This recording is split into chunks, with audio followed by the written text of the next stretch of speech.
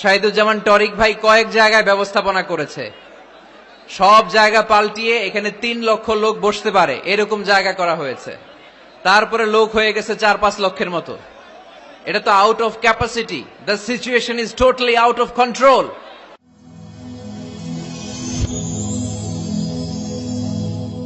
Rose TV 24. Enjoy by listening to the Holy Quran.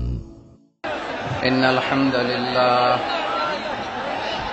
الحمد لله نحمده ونستعينه ونستغفره ونؤمن به ونتوكل عليه ونعوذ بالله من شرور أنفسنا ومن سيئات أعمالنا من يهده الله فلا مضل له ومن يضلل فلا هادي له أي فلن تجد له وليا مرشدا ونشهد أن لا إله إلا الله وحده لا شريك له هو الذي لا ضد له ولا ند له لا مثل له ولا مثيل له لا وزير له ولا كفيل له لا شبه له ولا شبيه له لا ولد له ولا والد له وهو الواحد الفرد الصمد لم يلد ولم يولد ولم يكن له كفوا أحد ونشهد أن سيدنا ونبينا وحبيبنا وبشيرنا ونذيرنا وطبيبنا وطبيب أرواحنا وحبيبنا وحبيب ربنا محمدا عبد الله ورسوله أرسله بالحق بشيرا ونذيرا وداعيا إلى الله بإذنه وسراجا منيرا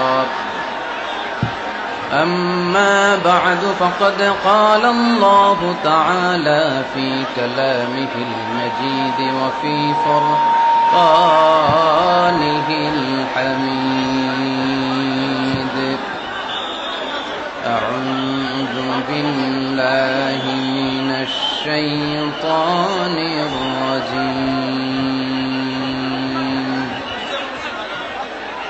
بسم الله الرحمن الرحيم والضحى والليل إذا سجى ما ودعك ربك وما قلى وللآخرة خير لك من الأولى ولسوف يعطيك ربك فترضى إن الله وملائكته يصلون على النبي يا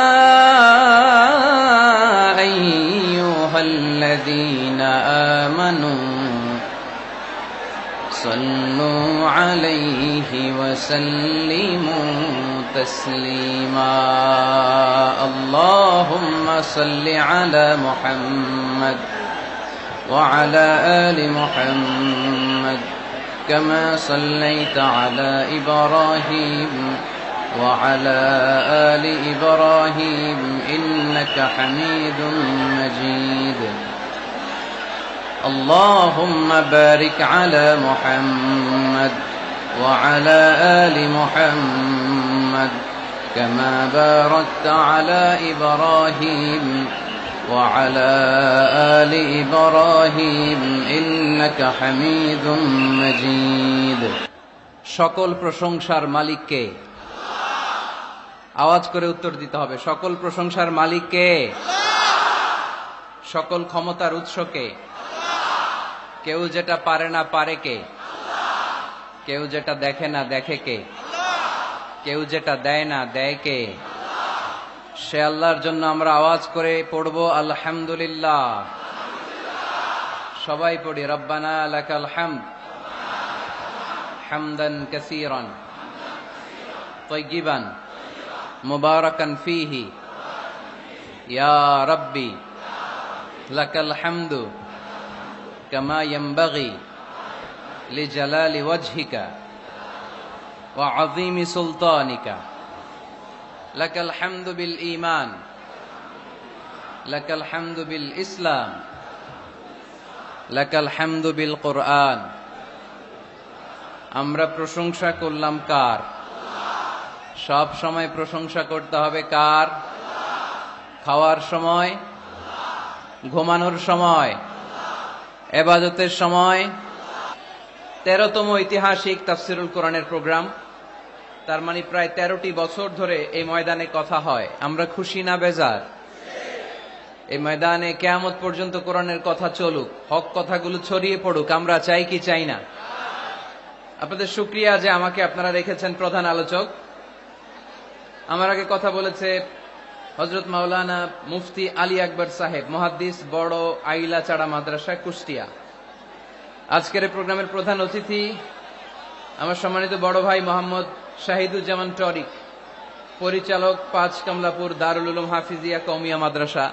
আসার পথেই দেখছিলাম উনি বিশিষ্ট শিল্পপতি, ব্যবসায়ী এবং সমাজসেবক, সিঙ্গাপুর বাংলাদেশ চেম্বার অফ কমার্সের ফরমার প্রেসিডেন্ট। আমি সিঙ্গাপুরে গেলে ওনার ওখানে থাকি এবং কোরবানির ঈদের আগে সিঙ্গাপুর বাংলাদেশ কমিউনিটির আয়োজনে কিছু প্রোগ্রামও করে এসেছে আলহামদুলিল্লাহ। আজকের প্রোগ্রামের সভাপতিত্ব করছেন হযরত মাওলানা আব্দুল হামিদ সাহেব, মুহতামিম, 5 কমলাপুর দারুল উলুম হাফিজিয়া কওমিয়া মাদ্রাসা। হুজুর আসছে? আলহামদুলিল্লাহ, মাশাআল্লাহ মাশাআল্লাহ। আজকের এই প্রোগ্রামে উপস্থিত আছেন আপনাদের এই চুয়াডাঙ্গা, প্রাণের জেলা চুয়াডাঙ্গার সম্মানিত এসপি মহোদয়, police super mister Zahidul Hasan, কিছুক্ষণ আগে আপনাদের সামনে কথা রেখেছেন। উপস্থিত আছেন mister Riazul Islam Joardar, ex mayor Chuadanga. উপস্থিত আছেন কারেন্ট মেয়র, কি নাম, জিপু চৌধুরী। যারাই আজকের প্রোগ্রামকে সাফল্যমণ্ডিত করার জন্য এই বিশাল কোরআনের গ্যাদারিং এ উপস্থিত হয়েছেন, আমি তাদের সবাইকে অন্তরের অন্তঃস্থল থেকে শুকরিয়া জানাই। বিশেষ করে চুয়াডাঙ্গা জেলা সদরের যে পুলিশের ওসি আছে এবং আলমডাঙ্গা থানার ওসি, তাদের টিম, এবং বিশেষ করে আন্তরিকভাবে আপনাদের চুয়াডাঙ্গা জেলার এসপি মহোদয় জাহিদুল ইসলাম ভাই উপস্থিত আছেন। আমি চুয়াডাঙ্গা জেলা শহর থেকে প্রায় 10 কিলোমিটার পথ পাড়ি দিয়ে এসেছি। পুরো রাস্তায় মানুষ ব্লক ছিল। এখানে যত মানুষ তার চেয়ে 3-4 গুণ মানুষ রাস্তায় দাঁড়িয়ে আছে। এখানেও 3-4 লক্ষ লোক হয়ে যাবে। তো এই ভালোবাসাটা শুধু কোরআনের জন্য, ঠিক কিনা? মিডিয়ার ভাইরা যারা এসেছেন আপনাদের শুকরিয়া জানাই। তারপরে রাজনৈতিক ব্যক্তিবর্গ যারা এসেছেন শুকরিয়া জানাই। অন্য ধর্মের ভাইরা যদি থাকেন তাদেরকেও শুকরিয়া জানাই। মা বোনদের জন্য কয়েকটি প্যান্ডেল করা হয়েছে, আমি মা বোনদেরকে শুকরিয়া জানাই। যারাই আজকের এই প্রোগ্রামে আমরা আসতে পারলাম, বসতে পারলাম, আল্লাহ এই প্রোগ্রামটা যেন কিয়ামতের ময়দানে আমাদের নাজাতের ওসিলা হয়ে যায়, আমরা পড়ি আমিন। আমরা আল্লাহর কাছে আসলে নাজাত চাই, তাই না? মুক্তি চাই, আমরা নাজাত চাই। আওয়াজ করে বলেন, কি চাই?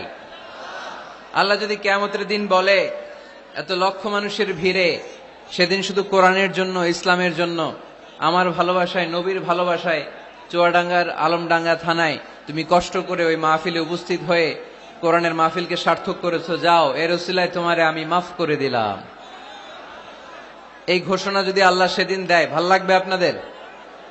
সবার ভাল লাগবে? আসলে আমাদের অনেক ভালো লাগবে, কারণ আমরা নাজাত চাই। কি চাই?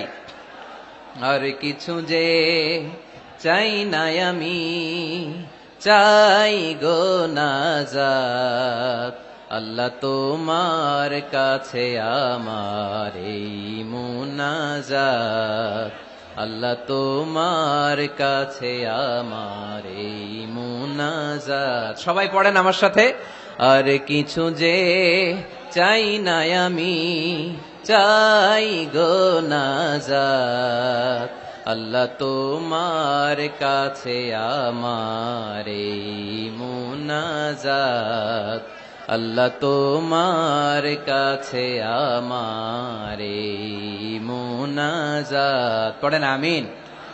আরো জোরে পড়তে হবে আমিন। আজকের এই ইসলামের জন্য এই গণজোয়ারকে আল্লাহ ইসলামের বিজয়ের জন্য কবুল করুক, পড়ি আমিন। এই যে লক্ষ লক্ষ মানুষ আজকে চুয়াডাঙ্গার আলমডাঙ্গা থানায় উপস্থিত হয়েছে, আজকে মাহফিলের পরে টরিক ভাই বিরিয়ানির প্যাকেট দিবেন নাকি? নগদ টাকা দেয়া হবে? একজনকে খুশি করতে আমরা এখানে এসেছি, চিল্লায় বলতে হবে তিনি কে? আল্লাহ। এই লক্ষ লক্ষ মানুষের আগমন, এটা ইসলামের জন্য ভিক্টরি সাইন বহন করে, বিজয়ের সাইন। ইসলামের বিজয়কে কেউ থামায় রাখতে পারবে না, চিল্লায় বলেন ঠিক কিনা? তুমি ইসলামকে চোখ রাঙানি দাও, তুমি কোরআনকে চোখ রাঙানি দাও, তোমার এই খবরদারি কে মুহূর্তের মধ্যে বন্ধ করে দিতে পারে? কে? যারাই ইসলামের বিজয়ের পথে আসবে তাদের জীবনকে উজালা করবে কে? আর যারা ইসলামের বিরুদ্ধে ষড়যন্ত্র করে তাদের সাথে আমাদের কোনো সম্পর্ক। আমরা ইসলামের জন্য আমাদের জীবন দিতে প্রস্তুত, চিল্লায় বলেন ঠিক কিনা? আমাদের জান মান কুরবান করতে প্রস্তুত, চিল্লায় বলেন ঠিক কিনা? সকল ষড়যন্ত্রের বাধাকে ছিন্ন করে কালিমার পতাকা উঠানোর জন্য আমরা প্রস্তুত, চিল্লায় বলো ঠিক কিনা? সম্মানিত সুধী, অনেক বড় গ্যাদারিং, তাই লম্বা চূড়া কথা বলা যাবে না।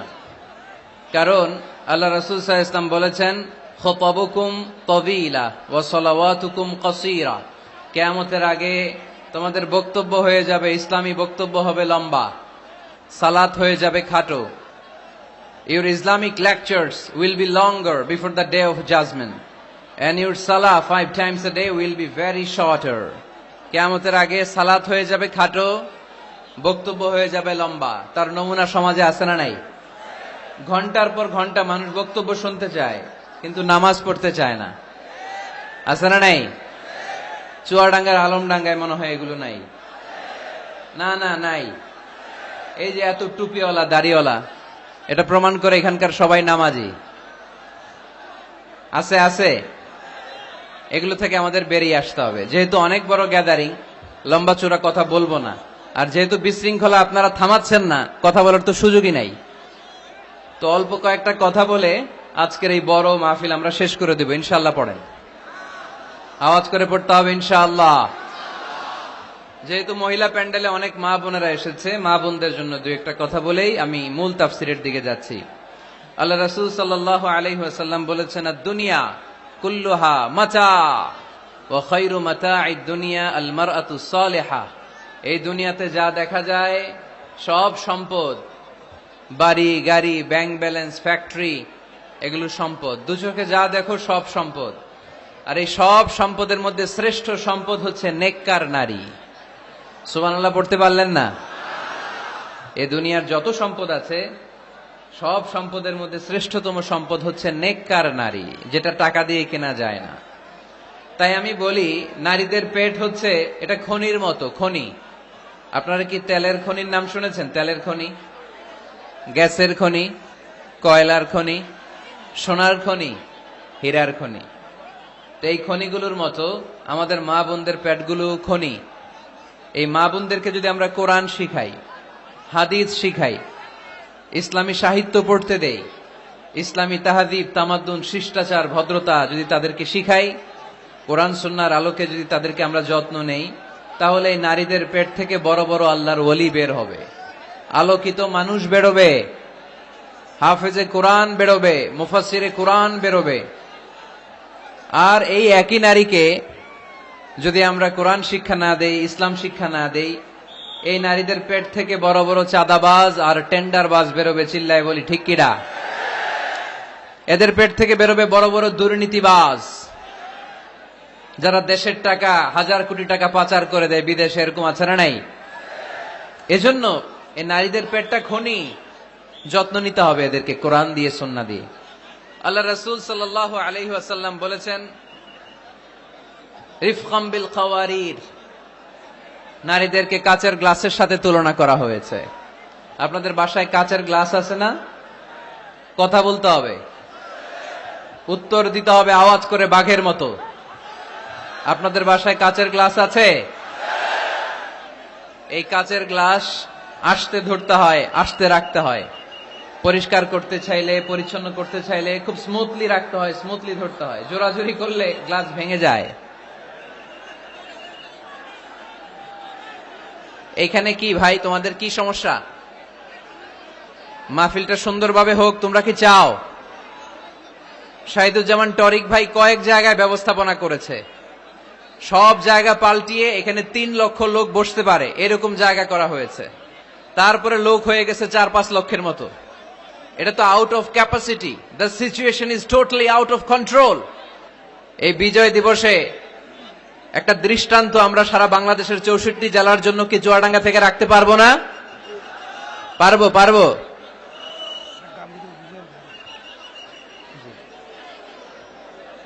আজকের এই বিজয় দিবসে দেখিয়ে দিতে হবে যে 9 মাস রক্তক্ষয়ী যুদ্ধের মাধ্যমে যেমনি আমরা গোটা বিশ্বে এক বিরল দৃষ্টান্ত, এক্সাম্পল স্থাপন করেছি, আজকে চুয়াডাঙ্গার আলমডাঙ্গা থানা তো একটা দৃষ্টান্ত স্থাপন করতে হবে তোমাদেরকে, যে লক্ষ লক্ষ লোক জায়গা ছিল না, আমরা দাঁড়িয়ে দাঁড়িয়ে ঘেমে অস্থির হয়ে কোরআনের কথা শুনেছি।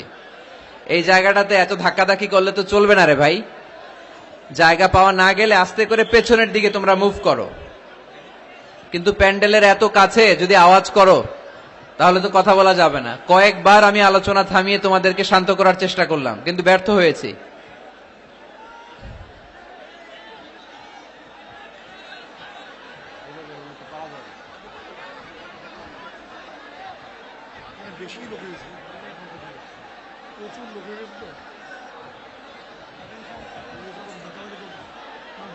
তিন চার লক্ষ হয়ে গেছে।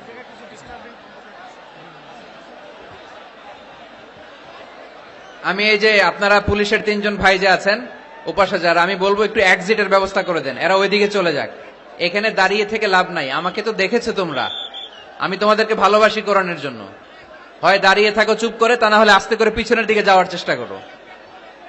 এই ধাক্কাধাক্কি করলে জনস্রোত এসে হতাহতের ঘটনা ঘটবে, মিডিয়া ম্যানদের ক্যামেরা ভাঙচুর হবে। আস্তে আস্তে পেছনের দিকে যাও, আস্তে আস্তে এক্সিট নাও, এক্সিট। আজকে 16ই ডিসেম্বর, তাই না? আমাদের কি দিবস? বিজয় দিবস। এই লক্ষ লক্ষ জনতা নিয়ে আমরা দোয়া করি আল্লাহ যেন সকল মুক্তিযোদ্ধা ভাইদের কবরগুলোকে জান্নাতের টুকরা বানায় দেয়। আমরা পড়ি আমিন। যতদিন বাংলাদেশ থাকবে ততদিন মুক্তিযোদ্ধাদের জন্য, শহীদদের জন্য দোয়া আমাদের হৃদয়ে আছে না নাই? এক সাগরে রক্তের বিনিময়ে বাংলার স্বাধীনতা আনলে যারা, আমরা তোমাদের ভুলবো না, আমরা তোমাদের ভুলবো না। এক সাগরে রক্তের বিনিময়ে বাংলার স্বাধীনতা আনলে যারা, আমরা তোমাদের ভুলবো না, আমরা তোমাদের ভুলবো না। দুঃসহ বেদনার কণ্টক পথবে শোষণের নাগ পাশ ছিঁড়লে যারা, আমরা তোমাদের ভুলবো না, আমরা তোমাদের ভুলবো না। ঠিক কিনা? সকল মুক্তিযোদ্ধাদের কবরগুলোকে আল্লাহ তুমি জান্নাতের বাগান বানিয়ে দাও, পড়ি আমিন। তোমার বিশেষ নূর দিয়ে মুনাওয়ার করে দাও, আওয়াজ করে পড়ি আমিন। এ দুনিয়াতে যা দেখা যায় সব সম্পদ, আর এই সম্পদের মধ্যে শ্রেষ্ঠ সম্পদ হচ্ছে নেককার নারী। তাই বোনদেরকে যেন আমরা কোরআন সুন্নাহর পথে আসার সুযোগ করে দেই, তাদেরকে যেন ইসলামী লেকচার পড়ার সুযোগ করে দেই, ইসলামী বই পড়ার সুযোগ করে দেই। ইসলাম বলেছে খায়রুকুম মান বুখিরা বিল উনসা, যে ঘরের প্রথম সন্তান কন্যা ওই ঘরটারে বরকত দিয়ে ভরে দেয় কে? আপনাদের ঘরে সর্বপ্রথম মেয়ে হয়েছে কার কার? দেখি প্রথম মেয়ে কার? মাশাআল্লাহ, আমারও 2 মেয়ে। আপনার 2 মেয়ে, মাশাআল্লাহ। হাত নামান চুয়াডাঙ্গার ভাইরা, হাত নামান। তো এই ঘরগুলো বরকতময়। আল্লাহ রাসূল সাল্লাল্লাহু আলাইহি ওয়াসাল্লামের 3 ছেলে ছিল, একজনও বেঁচে ছিল না। আল্লাহ নিয়ে গেলেন ছোটবেলায়। 4 মেয়ে ছিল, ওনারা বেঁচে ছিলেন। রুকাইয়া, যায়েনাব, উম্মি কুলসুম আর ফাতেমা। আওয়াজ করে পড়েন সুবহানাল্লাহ। ফাতেমা রাদিয়াল্লাহু তাআলা আনহাকে আল্লাহ রাসূল সাল্লাল্লাহু আলাইহি ওয়াসাল্লাম খুব বেশি ভালোবাসতেন। আল্লাহ রাসূল সাল্লাল্লাহু আলাইহি ওয়াসাল্লাম বলতেন, ফাতেমা তু বিদউম মিন্নি, ফাতেমা আমার কলিজার টুকরা। যে ফাতেমারে কষ্ট দেয় সেজন্য আমি নবীকে কষ্ট দেয়, আর যে ফাতেমার মুখে হাসি ফুটায় সেজন্য আমি বিশ্ব নবীর মুখে হাসি ফুটাই। সুবহানাল্লাহ। রাসূল সাল্লাল্লাহু আলাইহি ওয়াসাল্লাম কোন সফরে গেলে সব শেষে ফাতেমা রাদিয়াল্লাহু তাআলা আনহার সাথে দেখা করে যেতেন। আবার সফর থেকে যখন আল্লাহ রাসূল সাল্লাল্লাহু আলাইহি ওয়াসাল্লাম ঘরে ফিরতেন, তখন এসেই আল্লাহ রাসূল সাল্লাল্লাহু আলাইহি ওয়াসাল্লাম ফাতেমা রাদিয়াল্লাহু তাআলা আনহার সাথে দেখা করতেন। নারীদেরকে খুব ভালোবাসতেন। বলতেন রিফকাম বিল কাওয়ারির, কাচের গ্লাসের সাথে আল্লাহ রাসূল নারীদেরকে তুলনা দিয়েছেন। কাচের গ্লাস যেমনি আস্তে রাখি, আস্তে ধরি, আস্তে উঠাই, আমাদের মা বোনদের সাথে যেন আমরা খারাপ আচরণ না করি, আমরা যেন মেজাজ না দেখাই, আমরা যেন মুচকি হাসি দিয়ে কথা বলি। এদিকে বিবাহিত আছেন কারা কারা আজকে দেখি? বিবাহিত? এই ছোট বাচ্চারা তোমরা হাত তুলো না আবার। মাশাআল্লাহ, হাত নামান। আপনারা বাসায় রাগারাগি করেন না তো? ভাবিদের সাথে রাগারাগি করবেন না। আপনার ব্যাপারে ভাবিদের কাছ থেকে আল্লাহ তাআলা সার্টিফিকেট নেবেন। খায়রুকুম খায়রুকুম লিআহলি, তোমাদের মধ্যে আল্লাহর কাছে ওই ব্যক্তি সবচেয়ে সেরা যে তার স্ত্রীর কাছে সেরা। এজন্য স্ত্রীর সাথে ভালো আচরণ করবেন, মুচকি হাসি দিয়ে কথা বলবেন। আল্লাহ রাসূল বলেছেন, তাবাসসুমুকা ফি ওয়াজহি আখিকা সাদাকা, your smile to your brother it's a charity. তুমি তোমার ভাইয়ের দিকে তাকিয়ে যে মুচকি হাসি দাও, ওই মুচকি হাসি দিলেও সৎকার সওয়াব দেয় কে? আপনি স্ত্রীর সাথে মুচকি হাসবেন, সওয়াব আছে না নাই? স্ত্রীকে ভালোবাসার কথা শোনাবেন, সওয়াব আছে না নাই? এমনকি আল্লাহর হাবিব বলেছেন, অফি বুদআই আহাদিকুম সাদাকা, তোমরা শীতের রাতে স্বামী স্ত্রী যখন এক কম্বলের নিচে সময় কাটাও, ওই সময়গুলোর জন্য তোমার আমলনামায় সওয়াব দিয়ে ভরে দেয় কে? এজন্য আজকে থেকে মুচকি হাসি দিয়ে কথা বলবেন, আগে সালাম দিবেন। স্ত্রীকে আগে সালাম দিতে রাজি আছেন তো? আল্লাহ রাসূল সাল্লাল্লাহু আলাইহি ওয়াসাল্লাম ওনার স্ত্রীদেরকে আগে সালাম দিতেন। আম্মা জান আয়েশা বললেন, এত বছর বিশ্বনবীর সাথে সংসার করলাম, একদিনও আল্লাহ রাসূল সাল্লাল্লাহু আলাইহি ওয়াসাল্লামকে আমি আগে সালাম দিতে পারি নাই। মাঝে মাঝে লুকিয়ে থাকতাম যে আজকে আগে সালাম দিব। কিন্তু আল্লাহ রাসূল সাল্লাল্লাহু আলাইহি ওয়াসাল্লাম এশার নামাজ পড়ে যখন ঘরে ঢুকতেন, ঘরে ঢুকার অনেক আগ থেকে আম্মা জান আয়েশাকে বলতেন, আসসালামু আলাইকুম ওয়া রাহমাতুল্লাহি ওয়া বারাকাতুহু। এজন্য আমরা যেন বেশি বেশি সালাম দেই। তো একজন নারী বরকতময় কিনা আমরা বুঝবো তার প্রথম সন্তান যদি কন্যা। তার মানে কন্যা আসলেই ঘরে বরকত আছে না নাই? আছে। এরপরে এই কন্যাকে যখন আপনি শিক্ষাদান করবেন, ভালো পাত্রের হাতে তুলে দিবেন, তখন ওই কন্যা বাবার জন্য জান্নাতের দরজা খুলে দেয়। সুবহানাল্লাহ পড়তে পারলেন না? এরপর সে যখন কারো স্ত্রী হয়, তার কাছ থেকে আল্লাহ তাআলা সার্টিফিকেট নেয় স্বামীর ব্যাপারে। তারপর যখন সন্তান সম্ভবা হয়, অনেক নারী বাচ্চা ডেলিভারি করতে যেয়ে মারা যায়। সন্তান ডেলিভারি করতে যেয়ে যে নারী মারা যায়, ওই নারীদেরকে কিয়ামতের দিন আল্লাহ শহীদদের কাতারে দাঁড় করায় দিবেন।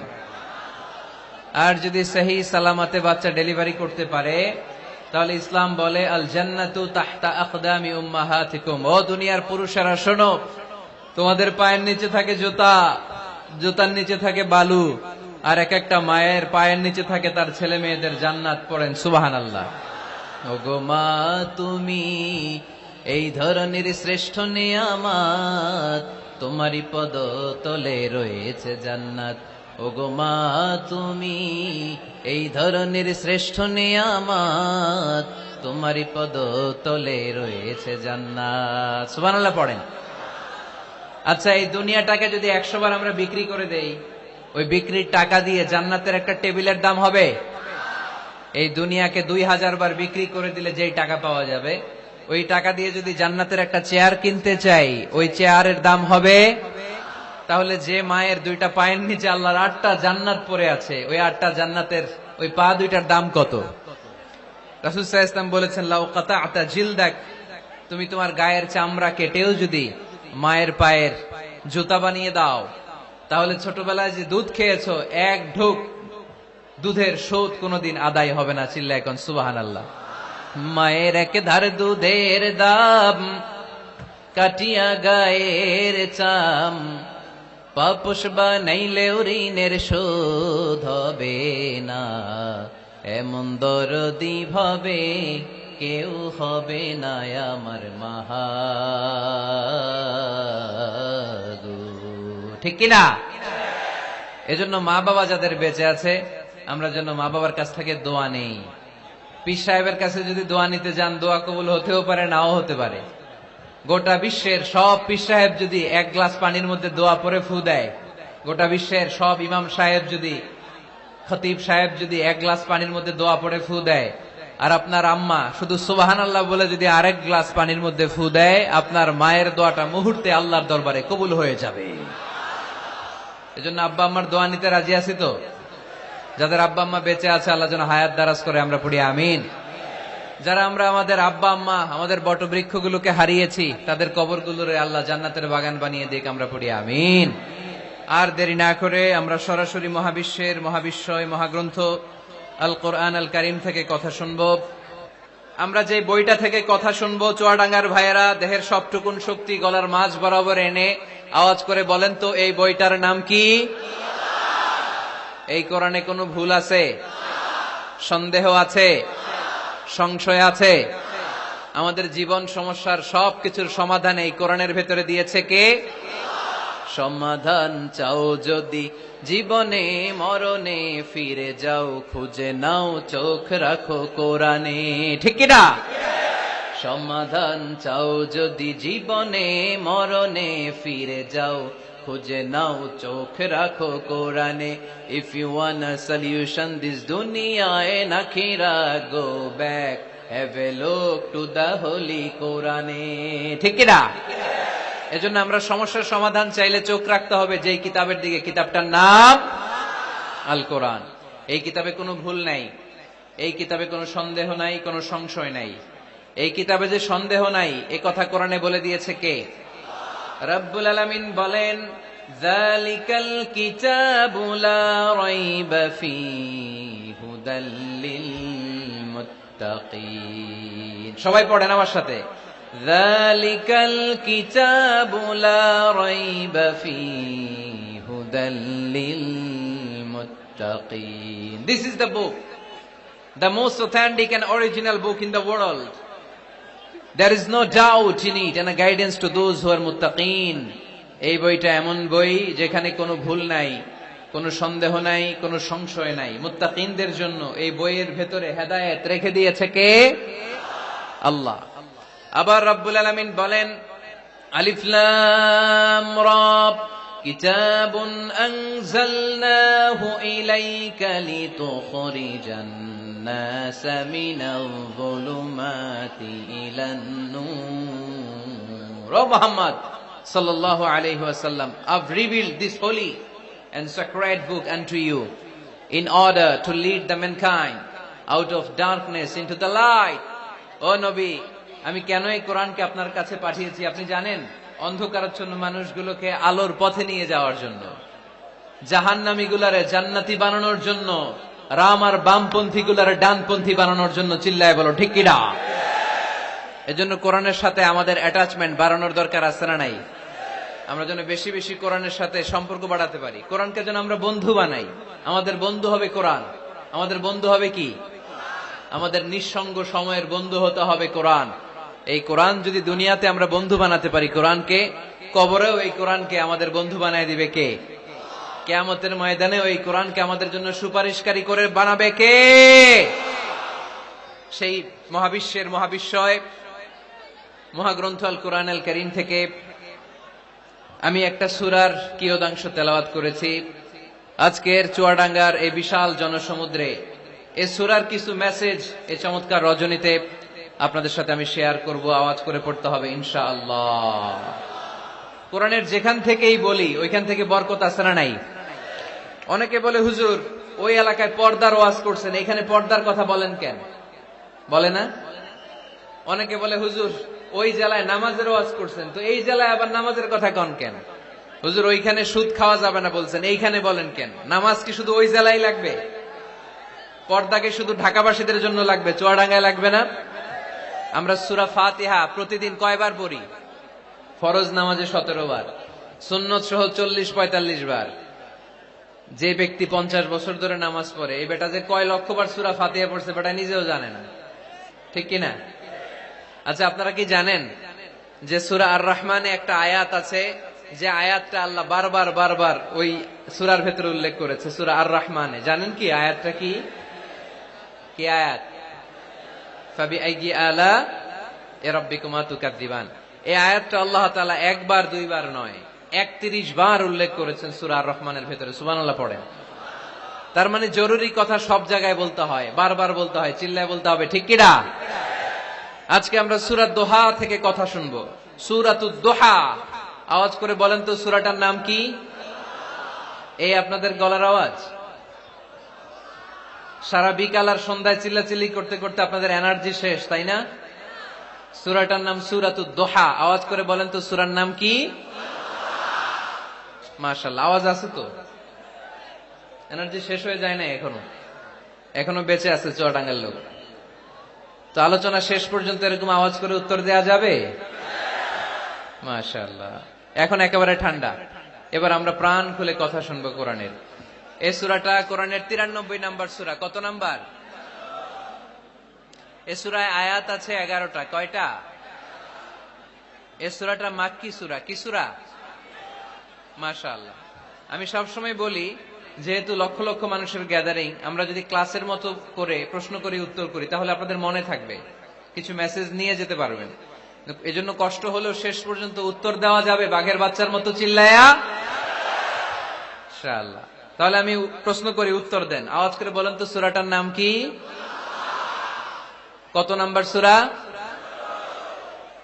আয়াত সংখ্যা কত? সূরাটা মাদানী সূরা। কি সূরা? মাশাআল্লাহ, মনে রাখছেন তো দেখি। এই সূরাটা একটা আশা জাগা নিয়ে সূরা। হতাশ ব্যক্তিদের জন্য এই সূরায় মেডিসিন আছে, প্রেসক্রিপশন আছে, আছে রেমেডি। এই সূরার সেন্ট্রাল থিম বা কেন্দ্রীয় আলোচ্য বিষয় হচ্ছে, মুমিন কখনো হতাশ হয় না, মুমিন কখনো নিরাশ হয় না, মুমিন কখনো হাল ছেড়ে দেয় না, মুমিন ভরসা রাখে একজনের উপর। চিল্লায় বলতে হবে, তিনি কে?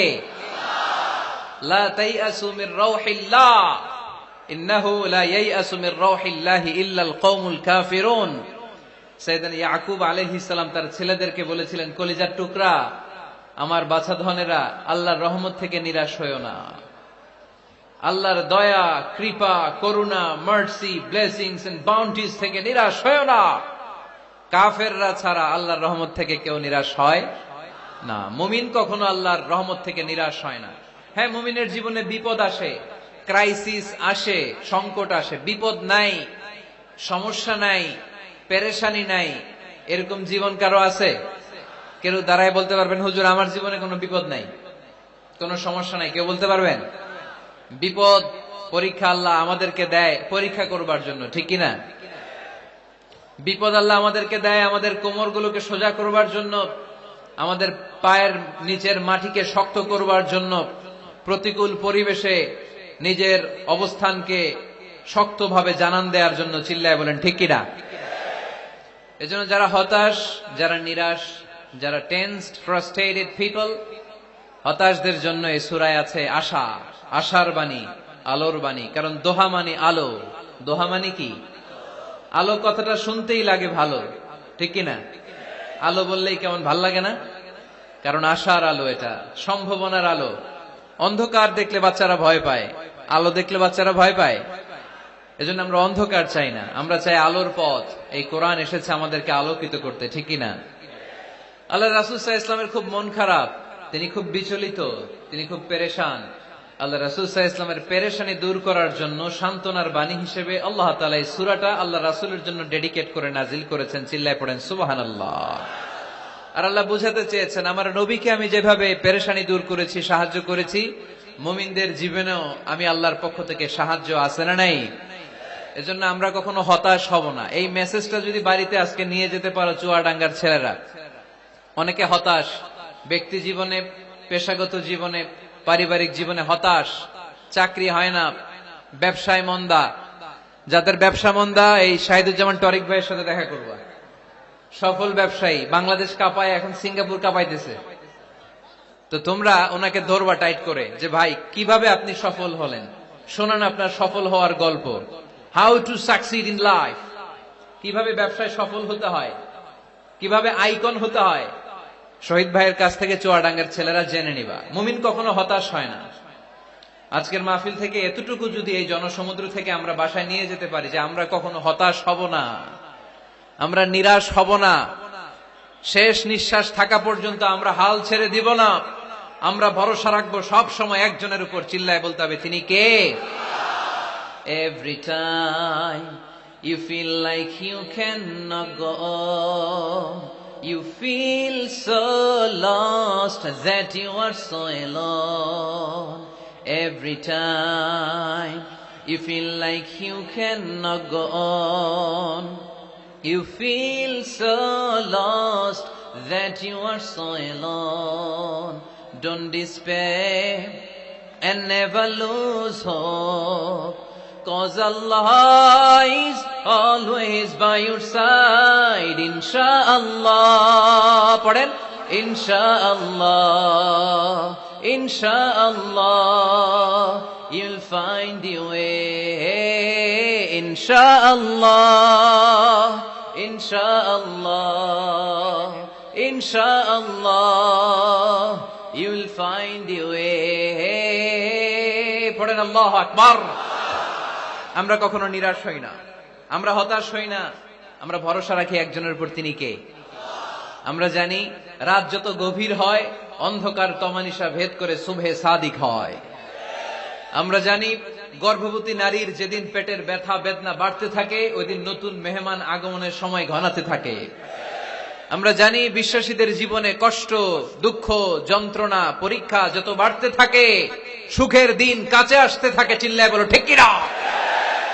এজন্য আমরা হতাশ হব না, হাল ছেড়ে দিব না, শেষ নিঃশ্বাস ত্যাগ করা পর্যন্ত আমরা ভরসা রাখবো একজনের উপর, তিনি কে। আল্লাহ রাসূল সাল্লাল্লাহু আলাইহি ওয়াসাল্লাম হতাশ হলেন, পেরেশান হলেন, নবীর পেরেশানি দূর করার জন্য আল্লাহ তাআলা এই সূরাটা নাজিল করেছে। সুবহানাল্লাহ পড়েন। তাহলে এই সূরার কেন্দ্রীয় আলোচ্য বিষয় কি, এটা কি চুয়াডাঙ্গাবাসীদের কাছে ক্লিয়ার? Clear, clear, clear. এবার আমরা শুনবো এই সূরার একটা ব্যাকগ্রাউন্ড আছে, কোন প্রেক্ষাপটে এই সূরা নাজিল হলো। আল্লাহ রাসূল সাল্লাল্লাহু আলাইহি ওয়াসাল্লামকে আল্লাহ বললেন, ইয়া আইয়ুহার রাসূলু বাল্লিগ মা উনজিলা ইলাইক, নবী কোরআনে যা নাজিল করেছি সব আপনি পৌঁছে দিন, কিছু গোপন রাখা যাবে না। এই কোরআনের কোনো কিছু বিশ্বনবী গোপন রেখেছে? সবাই বলেন না কেন, গোপন রেখেছে নাকি সব প্রচার করে দিয়েছে? সব প্রচার করে দিয়েছে। হঠাৎ করে হেরা গুহায় বিশ্বনবীর কাছে নাজিল হলো, ইকরা বিসমি রাব্বিকাল্লাযী খালাক, খালাকাল ইনসানা মিন আলাক, ইকরা ওয়া রাব্বুকাল আকরামুল্লাযী আল্লামা বিল কলম, আল্লামাল ইনসানা মা লাম ইয়ালাম। পড়েন সুবহানাল্লাহ। আল্লাহ নাজিল করলেন, নবী পড়ো, তোমার প্রভুর নামে যিনি সৃষ্টি করেছেন, তুমি যা জানতে না তা তোমার রব তোমারে শিখিয়েছেন, কলমের মাধ্যমে তোমাদেরকে জ্ঞান দিয়েছেন। সুবহানাল্লাহ। ইকরা বিসমি রাব্বিকাল্লাযী খালাক, read in the name of your lord who has created. পড়ো তোমার প্রভুর নামে। কোরআনের প্রথম বাণী পড়ো। কোরআনের প্রথম বাণী কি? সবাই বলেন, প্রথম বাণী কি?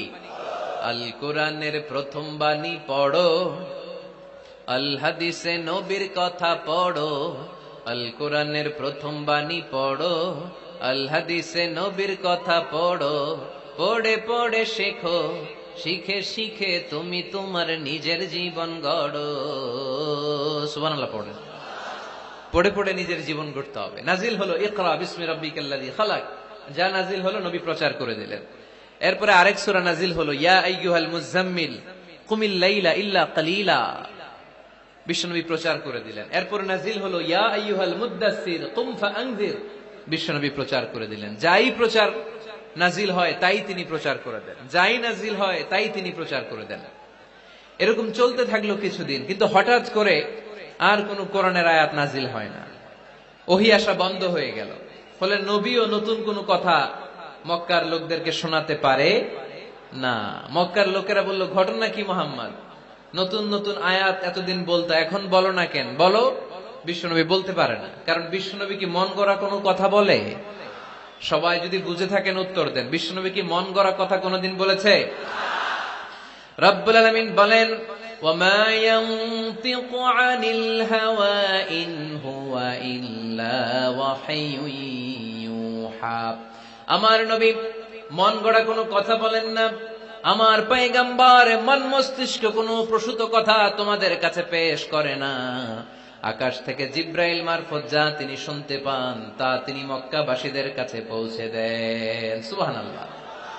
তো নাজিল হতো, নবী পৌঁছে দিতেন। এখন বন্ধ, পৌঁছাতে পারে না। সাইয়েদনা জিব্রাইল আলাইহিস সালাম আর কোরআন নিয়ে আসে না। রাসূল সাল্লাল্লাহু আলাইহি ওয়াসাল্লাম নতুন কোনো কথা শোনাতেও পারে না।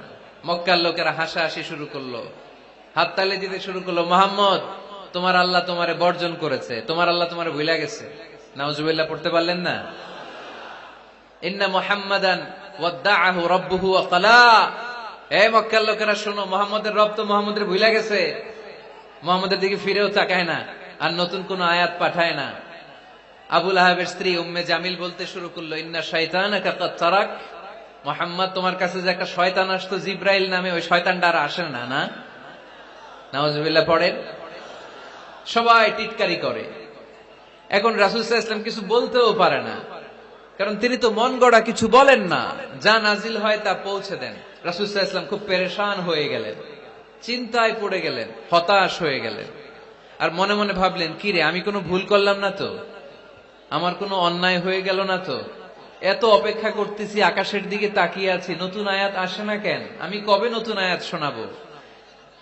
কোন কোন তাফসিরে এসেছে 15 দিন, কোথাও এসেছে 25 দিন, 40 দিন, কোথাও এসেছে কয়েক মাস আল্লাহ রাসূল সাল্লাল্লাহু আলাইহি ওয়াসাল্লামের কাছে কোরআনের আয়াত নাজিল করাকে বন্ধ রেখেছিল। কে? নাজিল হয় না, তিনি কোরআনের আয়াত শোনাতেও পারেন না। আমরাও মাঝে মাঝে এরকম হতাশ হই, কি রে, ব্যবসা করলে লস, চাকরি হয় না, অসুস্থতা, মনে হয় আল্লাহ বোধহয় আমাদেরকে পছন্দ করে না। এরকম টেনশন আমাদেরও আছে না নাই? রাসূল সাল্লাল্লাহু আলাইহি ওয়াসাল্লাম যখন টেনশনে পড়ে গেলেন, আল্লাহ তাআলা এই সূরা নাজিল করার মধ্য দিয়ে আল্লাহ রাসূল সাল্লাল্লাহু আলাইহি ওয়াসাল্লামের টেনশন দূর করে দিলেন। চিল্লায় পড়েন সুবহানাল্লাহ। রাসূল সাল্লাল্লাহু আলাইহি ওয়াসাল্লামের পেরেশানি দূর করার জন্য আল্লাহ নাজিল করলেন, ওয়াদ-দুহা ওয়াল লাইলি ইযা সাজা মা ওয়াদ্দাআকা রাব্বুকা ওয়া মা ক্বালা। ওয়াদ-দুহা, আলোর শপথ, ওয়াল লাইলি ইযা সাজা, নিঝুম নিস্তব্ধ রাতের শপথ। সুবহানাল্লাহ পড়েন। প্রথমে আল্লাহ দুইটা কসম কাটলেন। কয়টা? দুইটা। প্রথমে দোহা, প্রভাতের সূর্য কিরণের শপথ, আলোর শপথ। এরপরে অন্ধকারের শপথ কাটলেন। আলোর শপথ দিয়ে আল্লাহ তাআলা ওহী আশাকে বুঝালেন, আর অন্ধকারের শপথ দিয়ে আল্লাহ ওহী না আশাকে বুঝালেন। আল্লাহ বুঝাতে চাইলেন, নবী, সব সময় আলো থাকলে ভাল লাগে না। 24 ঘন্টায় যদি সূর্যের আলো, এখনো সূর্যের আলো, সকালেও সূর্যের আলো, খালি আলো আর আলো, ভাল লাগবে? কথা বলেন না কেন? আবার 24 ঘন্টায় ঘুটঘুটে অন্ধকার, কোনো আলো টালো নাই, ভাল লাগবে? তার মানে জীবন চালাতে আলোরও দরকার, অন্ধকারেরও দরকার। বিশ্বনবীরে বুঝাতে চাইলেন, নবী, ওহী আসা যেমনি দরকার, মাঝে মাঝে ওহী বন্ধ রেখে আপনার একটু বিশ্রাম দেওয়া দরকার। সুবহানাল্লাহ পড়েন। সরকারি চাকরি যারা করেন, সপ্তাহে কয়দিন জব করেন? জোরে বলেন। 5 দিন। বাকি 2 দিন কি করেন? বিশ্রাম নেন, ছুটিতে থাকেন। 7 দিনে যদি কাজ করা লাগতো, ভাল লাগতো? কথা বলেন না কেন? ভাল লাগতো না। আবার 7 দিনে যদি ছুটি থাকতো, ভাল লাগতো না। তার মানে কাজেরও যেমনি দরকার, বিশ্রামেরও দরকার, ঠিক কিনা? আল্লাহ বুঝাতে চাইলেন, নবী, কাফেরদের কথায় কান দিবেন না। ওরা বলে, আমি আপনারে ভুলে গিয়েছি। না না, কোশ্চিন কালেও না। আমি আপনারে কেমন করে ভুলে যাই? আপনি আমার বন্ধু। আমি ইচ্ছা করেই ওহী নাজিল বন্ধ রেখে কিছুদিন আপনারে ছুটি দিলাম। আল্লাহর পক্ষ থেকে আমি আপনার জন্য বিশ্রামের ব্যবস্থা করে দিয়েছি। নবী, বিশ্রামের ব্যবস্থা করে দিলাম, কারণ প্রতিদিন ওহী নাজিল হলে এটা পৌঁছে দেওয়া, এটা চারটেখানি কথা নয়। ওহীর বাণী, এটা কোনো মন্ত্রীর বাণী না। ওহীর বাণী, এটা কোনো প্রেসিডেন্টের বাণী না। ওহীর বাণী প্রধানমন্ত্রীর বাণী না। ওহীর বাণী রাজা বাদশার বাণী নয়। ওহীর বাণী আমাদের কাছে পাঠিয়েছে কে? এই কালামুল্লাহ মাজিদের ওজন আছে না নাই? আল্লাহ বললেন ইন্না সানুলকি আলাইকা কওলান সাকিলা, নবী গো কোরআনের বাণী এটা হালকা কোনো বাণী নয়, এটা ভারী একটা বাণী। এই বাণী যদি আমি সাগরে নাজিল করতাম, এই কোরআনের বাণী যদি আমি জঙ্গলে নাজিল করতাম, আর এই কোরআনের বাণী যদি আমি পাহাড়ের মধ্যে নাজিল করতাম, কোরআনের ভারে বড় বড় পাহাড়গুলো মুহূর্তের মধ্যে ভেঙে চুরে খান খান হয়ে যেত। লাউ আনজালনা হাযাল কুরআন আলা জাবালিন লারাআইতাহু খাশিআম মুতাসাদ্দিআম মিন খাশিয়াতিল্লাহ। নবী হে, এই কোরআনকে আপনার উপর নাজিল না করে যদি আমি হিমালয় পাহাড় মাউন্ট এভারেস্টের উপর নাজিল করতাম, আমেরিকার আলাস্কা মাউন্টেন রেঞ্জের উপর নাজিল করতাম, ইউরোপের আল্পস পর্বতমালায় নাজিল করতাম, আমি যদি বড় বড় তুর পাহাড়ের উপর নাজিল করতাম, আপনি দেখতেন কোরআনের ভারে পাহাড়গুলো ভেঙে চুড়ে খান খান হয়ে গিয়েছে। তার মানে কোরআনের ওজন আছে না নাই? কোরআনের বাণী কি পাতলা, হালকা না ভারী? সবাই বলুন, হালকা না ভারী? কতটা ভারী? রাসূল সাল্লাল্লাহু আলাইহি ওয়াসাল্লাম যখন ওটের উপর বসে থাকতেন, তখন কোরআনের আয়াত নাজিল হলে ওটের পা মাটির মধ্যে দেবে যেত। ঘোড়ার উপর যখন বসে থাকতেন, তখন কোরআনের আয়াত নাজিল হলে ঘোড়া মাটিতে বসে যেত। মাঝে মাঝে আল্লাহ রাসূল সাহাবীদের পায়ের উপরে মাথা রেখে ঘুমাতেন। সাইয়েদনা যায়েদ রাদিয়াল্লাহু তাআলা আনহুর পায়ের মধ্যে, রানের মধ্যে মাথা রেখে বিশ্বনবী একবার ঘুমালেন। যায়েদ রাদিয়াল্লাহু তাআলা আনহু বলেন, অনেকক্ষণ বিশ্বনবী শুয়ে রইলেন, কিন্তু আমার কষ্ট হয় নাই, আমি টের পাই নাই। কিন্তু হঠাৎ বিশ্বনবীর উপর কোরআন যখন নাজিল হওয়া শুরু হয়ে গেল, আমার মনে হলো বিশ্বনবীর মাথার ওজন উহুদ পাহাড়ের সমান ভারী হয়ে গেছে। এতক্ষণ ধরে বিশ্বনবীর মাথার কোনো ওজন নাই। হঠাৎ যখন কোরআনের আয়াত নাজিল হতে লাগলো, দেখলাম বিশ্বনবীর মাথার ওজন এতটা বেড়ে গিয়েছে, আমার মনে হচ্ছে আমার পায়ের হাড্ডি আর রান ফেটে মুহূর্তের মধ্যে খান খান হয়ে যাবে। তার মানে কোরআনের আয়াত সবসময় রিসিভ করা, ওহী সবসময় নেয়া এবং ওহীর বাণী পৌঁছে দেয়া, এটা সাধারণ কোনো কাজ নয়। সব সময় ওহী লাগাতার নাজিল হলে নবীর কষ্ট হয়ে যাবে। এজন্য নবীর কষ্ট দূর করার জন্য সরকারি চাকরি যারা করেন যেমনি ছুটি পান, নবীকে একটু ছুটি আর বিশ্রামে রাখার জন্য আল্লাহ তাআলা ইচ্ছা করেই ওহী নাজিল বন্ধ রেখেছেন। চিল্লায়ে পড়েন সুবহানাল্লাহ। এজন্য আল্লাহ তাআলা নবীরে আশ্বস্ত করে বললেন, নবী ওয়াদ-দুহা ওয়াল-লাইলি ইযা সাজা মা ওয়াদ্দা'আকা রাব্বুকা ওয়া মা ক্বালা ওয়ালাল আখিরাতু খায়রুল লাকা মিনাল উলা ওয়ালাসাউফা ইউ'তিকা রাব্বুকা ফাতারদা। পড়েন আল্লাহু আকবার। সূরার শুরুতে আল্লাহ শপথ কাটলেন দুইটা। কয়টা? সবাই বলেন, আরো জোরে বলতে হবে, কয়টা? তাহলে শপথের পর্ব শেষ। শপথ যখন শেষ, তারপরের তিনটি আয়াতে কনফার্মেশন। আল্লাহ তাআলা তার নবীকে কনফার্ম করেছেন যে নবী আমি আপনার সাথে আছি, নবী আমি আপনার সাথে আছি। এই এলাকার ওসি সাহেব যদি আপনারে বলে আমি আপনার সাথে আছি, সাহস লাগবে না? এসপি সাহেব যদি বলে আপনার সাথে আছি, সাহস লাগবে না? এমপি সাহেব যদি বলে সাথে আছি, সাহস লাগবে? প্রধানমন্ত্রী যদি বলে ভয় নাই, সাথে আছি, সাহস লাগবে না? ডোনাল্ড ট্রাম্প যদি বলে ভয় নাই, সাথে আছি, সাহস লাগবে? আর রাজাদিরাজ মালিকুল আমলাক, গোটা বিশ্বের সব রাজাদের রাজা মহারাজা আল্লাহ যদি বলে সাথে আছি, সাহস লাগে কি লাগে না? বিশ্ব নবীরে সাহস যোগালেন। পরের তিনটা আয়াতে আল্লাহ তাআলা নবীরে বললেন, নবী ভয় নাই, never lose hope, never give up, never be frustrated, আর হতাশ হবেন না, আমি আপনার সাথে আছি। চিল্লায় পড়েন সুবহানাল্লাহ। তারপরের তিন আয়াতে দিলেন তিনটা রিমাইন্ডার, নবী আপনারে কি কি নিয়ামত দিছি শোনেন, এগুলো মনে রাখেন, ভুলে যায়েন না। আর সর্বশেষ তিনটা আয়াতে তিনটা ওয়ার্ক প্ল্যানস, মানে গাইডলাইন, কর্মসূচি দিয়ে আল্লাহ সূরাটারে শেষ করেছেন। পড়েন আলহামদুলিল্লাহ। দুইবার যখন আল্লাহ শপথ করলেন, আলোর শপথ, অন্ধকারের শপথ, তারপরে আল্লাহ কনফার্মেশন করে বললেন, নবী মা ওয়াদ্দা'আকা রাব্বুকা ওয়া মা ক্বালা, নবী হে আমি আপনারে ভুলি নাই, আমি আপনারে ছাড়ি নাই। কাফেররা বলে আমি আপনারে ভুলে গেছি, আমি আপনার উপর রাগ করেছি, তাই আপনার উপর কোরআন নাজিল করি না। কথাটা কিন্তু ঠিক না। আমি আপনারে ভালোবাসি, মহব্বত করি, ইচ্ছা করে আপনারে ছুটি দেওয়ার জন্য, কয়েকদিন বিশ্রামে রাখার জন্য ইচ্ছা করেই কোরআন নাজিল বন্ধ রেখেছি। মা ওয়াদ্দা'আকা রাব্বুকা ওয়া মা ক্বালা, কাফেরদের কথার জবাবে তিনি বলছেন, না আমি আপনারে ভুলি নাই, আমি আপনার সাথে আছি। সুবহানাল্লাহ পড়েন। সাথে আছে কে? আরো জোরে বলেন। রাস্তায় হঠাৎ অ্যাক্সিডেন্ট হয়ে গেছে, বাঁচাবে কে? বলতে হবে সাথে আছে কে? আমাদের সাথে আল্লাহ আছে। এরপরে আল্লাহ বললেন, ওয়ালাল আখিরাতু খায়রুল লাকা মিনাল উলা। ও নবী, মক্কার জীবনে সাময়িক একটু কষ্ট আপনি সহ্য করেন, মদিনার জীবনে আপনার জন্য আনন্দ রেখেছে কে? আখিরাতে আপনার জন্য জান্নাতকে তৈরি রেখেছে কে? ওয়ালাল আখিরাতু খায়রুল লাকা মিনাল উলা। আরেকটা কনফার্মেশন, আরেকটা অ্যাসিউরেন্স, আরেকটা নিশ্চয়তার গ্যারান্টি। নবী, indeed verily hereafter is far better for you than this dunya. এই দুনিয়ার চেয়ে আখিরাত উত্তম, ঠিক কি না? আখিরাত আপনার জন্য তৈরি, এই দুনিয়ার জীবন আপনার আসল জীবন নয়। আসল জীবন হচ্ছে কবরের জীবন, ঠিক কি না? একদিন মাটির ভেতরে হবে ঘর রে মন আমার, কেন বাঁধো দালান ঘর রে মন আমার, কেন বাঁধো দালান ঘর। প্রাণ পাখি উড়ে যাবে পিঞ্জর ছেড়ে, ধরা ধামে সবই রবে তুমি যাবে চলে। বন্ধু বান্ধব যত মাতা পিতা দ্বারা সুত, বন্ধু বান্ধব যত মাতা পিতা দ্বারা সুত, সবই হবে তোমার পরে মন আমার, কেন বাঁধো দালান ঘর। একদিন মাটির ভেতরে হবে ঘরে মন আমার, কেন বাঁধো দালান ঘর। ঠিক না? মাটির ঘর আসল ঘর।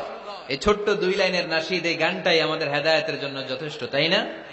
কত কষ্ট করে বিল্ডিং বানালাম, কত কষ্ট করে ফ্ল্যাট কিনলাম, কত দামি টাইলস দিয়ে আমার গোসলখানাটা বানালাম, কিন্তু আমার জীবনের শেষ গোসলটা কি আমার ওই গোসলখানায় হবে? চিল্লায় বলতে হবে, হবে। এজন্য আল্লাহ বললেন, ওয়ালাল আখিরাতু খায়রুল লাকা মিনাল উলা। ও নবী, দুনিয়ার জীবন আসল জীবন নয়, আসল জীবন হলো আখিরাতের জীবন, ঠিক কিনা? কিন্তু আমরা পাগল হয়ে আছি কোন জীবনের জন্য? দুনিয়ার পিছনে এই মরিচিকা, এই লোভ লালসা, এই ক্ষমতার দাপট, হ্যাঁ, এই সেলিব্রিটিজম, এই চোখ ধাঁধালো গ্ল্যামারাস লাইফের দিকে আমরা পাগলের মতো মরিচিকার পেছনে ছুটে বেড়াচ্ছি, আর আখিরাতের কথা আমরা বেমালুম ভুলে গিয়েছি, ঠিক কিনা? এজন্য আল্লাহ বললেন, বাল তুসিরুনাল হায়াতাদ দুনিয়া ওয়াল আখিরাতু খায়রুন ওয়া আবকা। তোমরা দুনিয়ার জীবনকে বড্ড বেশি প্রাধান্য দাও, কিন্তু জেনে রেখো, মনে রেখো, দুনিয়া আসল নয়, আসল ঠিকানা হলো মুমিনের আখিরাত। 2 নম্বর কনফার্মেশন, ওয়ালাল আখিরাতু খায়রুল লাকা মিনাল উলা। নবী হে, আখিরাত আপনার জন্য রেডি। 3 নম্বর কনফার্মেশন, ওয়ালা সাউফা ইউতিকা রাব্বুকা ফাতারদা। নবী হে, অচিরেই এমন এমন জিনিস আমি আপনারে দেব, এগুলো পেয়ে আপনি খুশি হয়ে যাবেন। সুবহানাল্লাহ পড়েন। Verily I'm going to give you something that will make you happy. এমন এমন জিনিস আমি আপনার জীবনে দেব, এগুলো পেয়ে আপনি খুশি হবেন। নবী, আপনি হতাশ হবেন না, নবী আপনি নিরাশ হবেন না, নবী আপনি হাল ছাড়বেন না। আরে আমি তো আপনার সাথে আছি। সাথে আছে কে? বিপদে পড়লে বলবেন আমার সাথে আছে কে? রক্ষা করবে কে? বাঁচানোর মালিক একজন। চিল্লায় বলো, তিনি কে? পারবেন? পারবেন? বলতে পারবেন? কি বলবেন? সাথে আছে কে? আমাদের সাথে থাকে কে? এটাই আমাদের ভরসা, এটাই আমাদের বিজয়ের মাধ্যম, বিজয়ের গোপনতম রহস্য। ওয়ালা সাউফা ইউতিকা রাব্বুকা ফাতারদা। নবী হে, অচিরেই এত এত জিনিস আমি আপনারে দেব, আপনি খুশি হয়ে যাবেন। সুবহানাল্লাহ পড়েন। যেখানেই নবীর মন খারাপ, সেখানেই আল্লাহ তাআলা এমন কিছু নবীকে হাজির করে দেন, ওইটা পেয়ে নবী খুশি হয়ে যায়। কারণ নবী হচ্ছেন আল্লাহর বন্ধু, হাবিবুল্লাহ। ইব্রাহিম আলাইহিস সালাম, উনি ছিলেন খলিলুল্লাহ। ইব্রাহিম আলাইহিস সালাম আল্লাহর কি ছিলেন? কথা বলেন, খলিলুল্লাহ। আর আল্লাহ রাসূল সাল্লাল্লাহু আলাইহি ওয়াসাল্লাম হাবিবুল্লাহ। খলিল মানেও বন্ধু, হাবিব মানেও বন্ধু।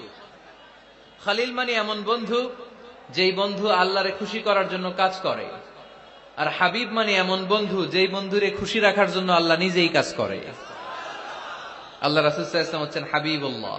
আল্লাহ রাসূল সাল্লাল্লাহু আলাইহি ওয়াসাল্লাম কি হাবিবুল্লাহ। যেখানেই আল্লাহ রাসূল সাল্লাল্লাহু আলাইহি ওয়াসাল্লামের মন খারাপ, আল্লাহ রাসূল সাল্লাল্লাহু আলাইহি ওয়াসাল্লামের মন ভালো করে দেয় কে? আল্লাহ রাসূলের মন ভালো করে দেওয়ার দায়িত্ব স্বয়ং নিয়েছে কে? মক্কায় আল্লাহ রাসূল সাল্লাল্লাহু আলাইহি ওয়াসাল্লামের মন খারাপ। মক্কার দাওয়াতি কাজ বেগবান করার জন্য আল্লাহ রাসূল সাল্লাল্লাহু আলাইহি ওয়াসাল্লাম কেঁদে কেঁদে আল্লাহর কাছে দোয়া করলেন, আল্লাহ মক্কার দুইজনের একজন যেন কালিমা পড়ে মুসলমান হয়ে যায়।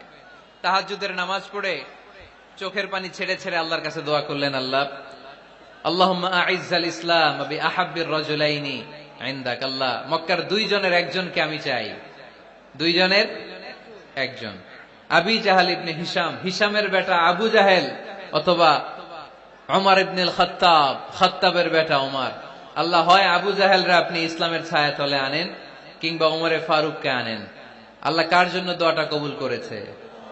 জোরে বলেন।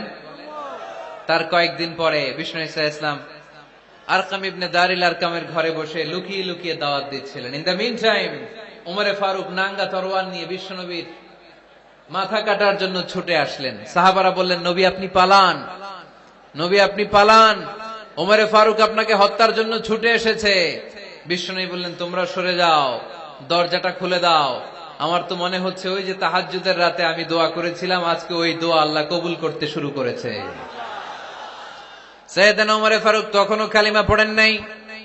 দৌড়ে এসে আরকাম ইবনে আবিল আরকামের ঘরের ভেতরে ঢুকে তলোয়ারটা জমিনের মধ্যে রেখে দিয়ে আওয়াজ করে আঙ্গুল তুলে বলতে আরম্ভ করলেন, আশহাদু আল্লা ইলাহা ইল্লাল্লাহ ওয়া আশহাদু আন্না মুহাম্মাদার রাসূলুল্লাহ। সুবহানাল্লাহ পড়ে কালিমা পড়ে মুসলমান হয়ে গেছে।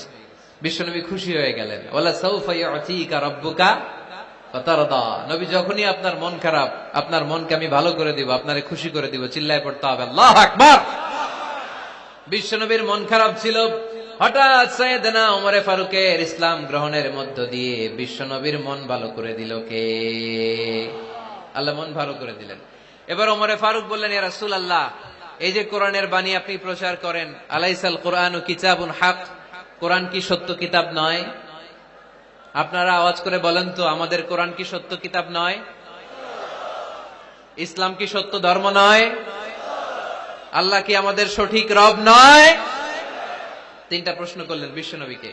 আপনাদের মতোই বিশ্বনবী বললেন, হ্যাঁ কোরআনও সত্য, ইসলামও সত্য, আল্লাহও সত্য। এবার ওমরে ফারুক বললেন, ফাফিমাল ইখতিফা, নবী তাহলে লুকিয়ে লুকিয়ে দাওয়াত দেন কেন?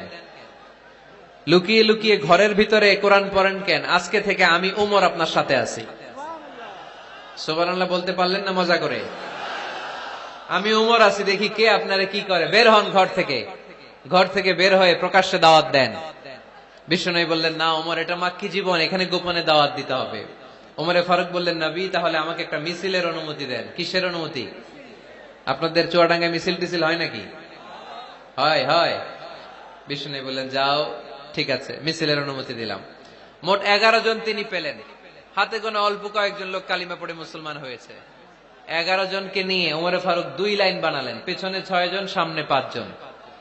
দ্বিতীয় লাইনের নেতা বানালেন বিশ্বনবীর চাচা হামজা ইবনে আব্দুল মুত্তালিবকে। প্রথম লাইনের নেতা হলেন ওমরে ফারুক নিজেই। তারপরে এক বাক্যের একটা ভাষণ দিলেন। কয় বাক্যের? তিনি বললেন, মান আরাদা আন তাসকুলা উম্মুহু ইয়াতামা ওয়ালাদুহু তারমিলা যাওজাতুহু ফালিয়াসুদ্দানি। ওমরে ফারুক মিছিলের সামনে দাঁড়িয়ে মক্কাবাসীদেরকে শোনানোর জন্য বললেন, উদ্দেশ্য করে বললেন, কে আছো, কে আছো মান আরাদা আন তাসকুলা উম্মুহু, কে আছো মায়ের বুক খালি করতে চাও, কে আছো সন্তানগুলোর ইয়াতিম বানাতে চাও, কে আছো মক্কায় স্ত্রীদেরকে বিধবা করতে চাও, বুকের পাটা থাকলে আমি ওমরের সামনে এসে দাঁড়াও। কেউ সামনে আসতে পারে নাই। ওমরে ফারুক স্লোগান তুললেন, আল্লাহু আকবার, আল্লাহু আকবার, আল্লাহু আকবার। আল্লাহু আকবার স্লোগান আর কেউ শোনে নাই।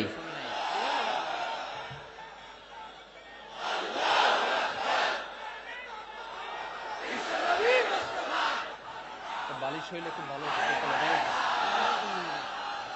বালিশ হইলে ভালো।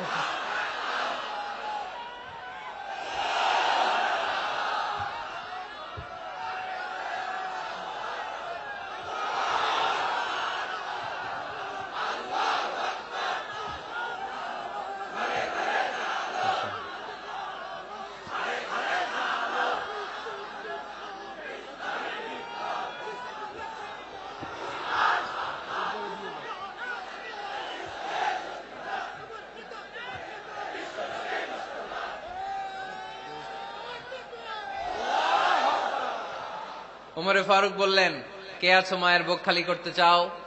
কে আছো সন্তানগুলোর এতিম বানাতে চাও? কে আছো স্ত্রীকে বিধবা বানাতে চাও? ফালিয়া সুদ্দানি, বুকের পাটা থাকলে সামনে এসে ঠেকাও। এই আল্লাহু আকবার স্লোগান শুরু করলেন। উমরে ফারুক বললেন, কাবা ঘর যে ধরবো, কাবা ঘর ধরার আগ পর্যন্ত কেউ উমরের মিছিল থামাতে পারবে। হঠাৎ মিছিল শুনে আবু জাহেল বেরোয় এলো, উতবা, সাইবা, ওয়ালিদ ইবনে মুগীরা, সব নেতা খেতারা বেরোয় আসলো। এসেই দেখে মিছিলের সামনে ওমর। মিছিলের সামনে কে? ওমরে ফারুককে দেখে সবগুলা দিছে দৌড়। মিছিল কেউ ঠেকাইতে পারে নাই। কাবার গিলাফ পর্যন্ত ওই মিছিল চলেছে। চিল্লায় বলো আল্লাহু আকবার। ওমরে ফারুক এমন নেতা ছিলেন, শুধু আবু জাহেলই না, মুনাফিকরা ওমরে ফারুককে দেখলে ভয় পেত। এমনকি শয়তান, ইবলিস শয়তান ওমরে ফারুককে দেখলে আরেক রাস্তা দিয়ে হাঁটতো। আল্লাহ রাসূল বলতেন, মা সালাকা শাইতান সালিকান ফাজ্জান ইল্লা সালাকা ফাজ্জান গায়রা ফাজ্জিক। ওমর, শয়তান যদি তোমাকে এই রাস্তা দিয়ে আসতে দেখে, শয়তান এই রাস্তা রেখে দিয়ে আরেক রাস্তা দিয়ে হাঁটে। আবার আল্লাহ রাসূল সাল্লাল্লাহু আলাইহি ওয়াসাল্লাম বলেছেন, লা নাবিয়্যা বা'দি ওয়ালা রাসূলা, আমার পরে কোনো নবীও নাই, কোনো রাসূলও নাই, তবে লাউ কানা বা'দি নাবিয়্যুন লাকানা উমর, আমার পরে যদি নবী হওয়ার যোগ্যতা কারো থাকে, আমার সাহাবী ওমরের সেই যোগ্যতা আছে। পড়েন সুবহানাল্লাহ। প্রভু তুমি বলেছো রাসূল দেবে না, বলনি দেবে না ওমর, বলনি দেবে না হামজা তারি, খালিদ বিজয় সমর। প্রভু তুমি বলেছো রাসূল দেবে না, বলনি দেবে না ওমর, বলনি দেবে না হামজা তারি, খালিদ বিজয় সমর। প্রভু তুমি বলেছো রাসূল দেবে না। সুবহানাল্লাহ পড়েন। ওমরে ফারুক, ওরকম একটা ওমরের দরকার বাংলাদেশে। চিল্লায় বলেন ঠিক কিনা? ওই একটা ওমর যদি বাংলাদেশে থাকতো, টেন্ডারবাজি একদিনে বন্ধ হয়ে যেত। ওই এক ওমরে ফারুক যদি বাংলার জমিনে থাকতো, চাঁদাবাজি থাকতো না। নুসরাতের মতো কোনো মেয়েকে ধর্ষিত হওয়া লাগতো না। পেঁয়াজের দাম বাড়িয়ে সাধারণ মানুষের কষ্ট দেওয়ার সাহস কেউ করতো না। লবণের মতো নিত্য প্রয়োজনীয় জিনিসের দাম বাড়ানোর গুজব তোলার মতো সাহস কেউ পেত না। চিল্লায় বলো ঠিক কিনা? কোটি কোটি টাকার নোট ছিঁড়ে ছিঁড়ে কেউ পানির মধ্যে ফেলার সাহস তুলতো না। চিল্লায় বলো ঠিক কিনা? এক লোক তার স্ত্রীকে 100 তালাক দিল। কয় তালাক? আরো জোরে বলেন। এবার স্ত্রী এসে বিচার দিল, ওমরে ফারুক, আমার স্বামী আমার 100 তালাক দিছে। ওমরে ফারুক বললেন, ঘটনা কি? তালাক দিবে 3 তালাক, তোমার স্বামী তোমার 100 তালাক দেয় কেন? স্বামীরে ডেকে নিয়ে আস। ডেকে নিয়ে আসা হলো, জিজ্ঞেস করা হলো, কিরে কয় তালাক দিলি? কয় 100 তালাক। ওমরে ফারুক বললেন, তালাক দিবা 3টা, 100 তালাক দিলা কেন? স্বামী বলে, মেজাজ খুব গরম আছিল। মেজাজ, আমাদের মাঝে মাঝে মেজাজ গরম থাকে না? সব তালাক দিয়ে ফেলায়। তুই তালাক, তোর মাও তালাক। কত বড় ডাকাইত! বউরেও তালাক দেয়, শাশুড়িরও তালাক মারে। আছে না নাই? আলহামদুলিল্লাহ চুয়াডাঙ্গা এরকম নাই। ওমরে ফারুক বললেন, দিবা 3 তালাক, 100 তালাক দিলা কেন? সে বলে, ওমরে ফারুক মেজাজ গরম ছিল। ওমরে ফারুক বললেন, তাই? মেজাজ গরম ছিল, ঠিক আছে আমি বিচার করতেছি। 3 তালাকে তোর বউ তালাক, বাকি 97 তালাক তোর পিঠের উপরে পড়বে। এরকম বিচার যদি বাংলার জমিনে থাকতো, কেউ আর এরকম ইসলামের কোন বিষয় নিয়ে কথা বলার, ধৃষ্টতা দেখানোর সাহস পেত? কোরআনকে গালি দেওয়ার সাহস পেত? আমার নবীর নামে কার্টুন বানানোর সাহস পেত? আমার নবীকে নিয়ে ফিল্ম বানানোর সাহস পেত? বিশ্ব নবীকে গালি দেওয়ার সাহস পেত? ইসলাম নিয়ে কটু কথা বলার সাহস পেত? আমরা সব বিষয়ে কথা শুনতে রাজি। আমার নবীরে গালি দিলে খবর আছে না নাই? আমার নবীর দিকে যদি কেউ বা হাত তুলে তাকায়, ওই বা হাত কেমন করে ভেঙে দিতে হয় সেটাও আমরা জানি। চিল্লায় বলো ঠিক কিনা? ইসলামের বিরুদ্ধে যদি কথা বলে, ওইটা আমরা সহ্য করি না। চিল্লায় বলেন ঠিক কিনা? আমার নবীরে গালি দিলে, আমার কোরআনকে গালি দিলে, আমার আল্লাহরে গালি দিলে, আমার ইসলামকে গালি দিলে আমাদের কলিজায় আগুন ধরে কি ধরে না? নবীকে গালি দিলে কলিজায় আগুন লাগে? কোরআনকে গালি দিলে কলিজায় আগুন লাগে? কার কার কলিজায় আগুন লাগে হাত তুলে আল্লাহর দেখা।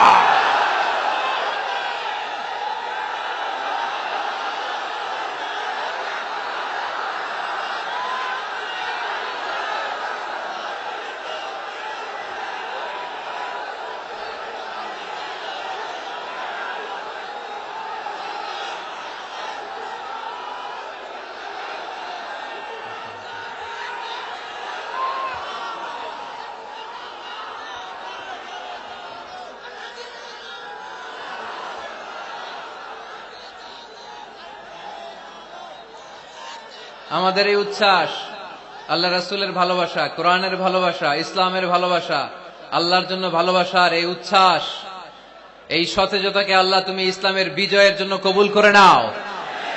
আমরা একটা ওমরের অপেক্ষায়, চিল্লায় বলেন ঠিক কিনা? ওই ওমরের মতো একটা নেতা হলে বাংলাদেশ সোজা হয়ে যাবে, চিল্লায় বলেন ঠিক কিনা? ওই ইমাম মাহাদির অপেক্ষায় আমরা আছি। 7 বছরের ব্যবধানে, 9 বছরের ব্যবধানে গোটা বিশ্বকে সাম্য, মৈত্রী, ভালোবাসা দিয়ে তিনি এক করে ফেলবেন, চিল্লায় বলে ঠিক কিনা? আমরা সেই ইমাম মাহাদির অপেক্ষায়। একজন ওমরই পারে গোটা বিশ্বটারে শান্তি, সাম্য, মানবতা আর ভ্রাতৃত্বের বন্ধনে অটুট রাখতে। সে ওমরে ফারুক যখন ইসলাম ধর্ম গ্রহণ করলেন, বিশ্বনবীর পেরেশানি দূর করে দিল কে?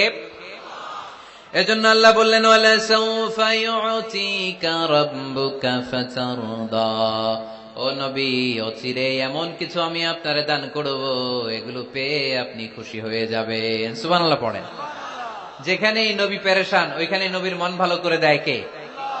মক্কা থেকে 80 কিলোমিটার দূরে তায়েফের ময়দান। যারা হজ উমরা করেছেন তারা জানেন, প্রায় 80 কিলোমিটার দূর এই তায়েফের ময়দানে বিশ্বনবী পাহাড়ি পথ পাড়ি দিয়ে দাওয়াত দিতে গেলেন। তায়েফের লোকেরা কি নবীর দাওয়াতে সাড়া দিয়েছে? নবীকে পাথর মেরেছে, ঠিক কিনা? রক্তাক্ত করেছে 3টা জায়গায়। কয় জায়গায়? বিশ্বনবীর চাইতে সুন্দর মানুষ পৃথিবীতে ছিল? বিশ্বনবীর চাইতে সুন্দর মানুষ বর্তমানে পৃথিবীতে আছে? আমার নবীর চাইতে সুন্দর কোন সুপুরুষ কিয়ামত পর্যন্ত দুনিয়ায় জন্মগ্রহণ করবে? সাদা ধবধবে স্বচ্ছ শুভ্র মানুষ, এত সুন্দর মানুষ যার নুরানি চেহারা দেখলে মানুষ কালিমা পড়ে মুসলমান হয়ে যেত। বিশ্বনবীর চেহারা দেখে কাফির মুশরিকেরা কালিমা পড়ে মুসলমান হতো। আমার নবীর চেহারার মতো সুন্দর শুভ্র সাবলীল মানুষ দুনিয়ার বুকে দ্বিতীয়টা ছিল না। আমার ওই পেয়ারা নবীর গায়ে পাথর মেরেছে তায়েফের ছেলেরা। আমার নবীকে 3টা জায়গায় রক্তাক্ত করেছে, তারপরেও বিশ্বনবী তায়েফবাসীদের বদদুয়া দেয় নাই।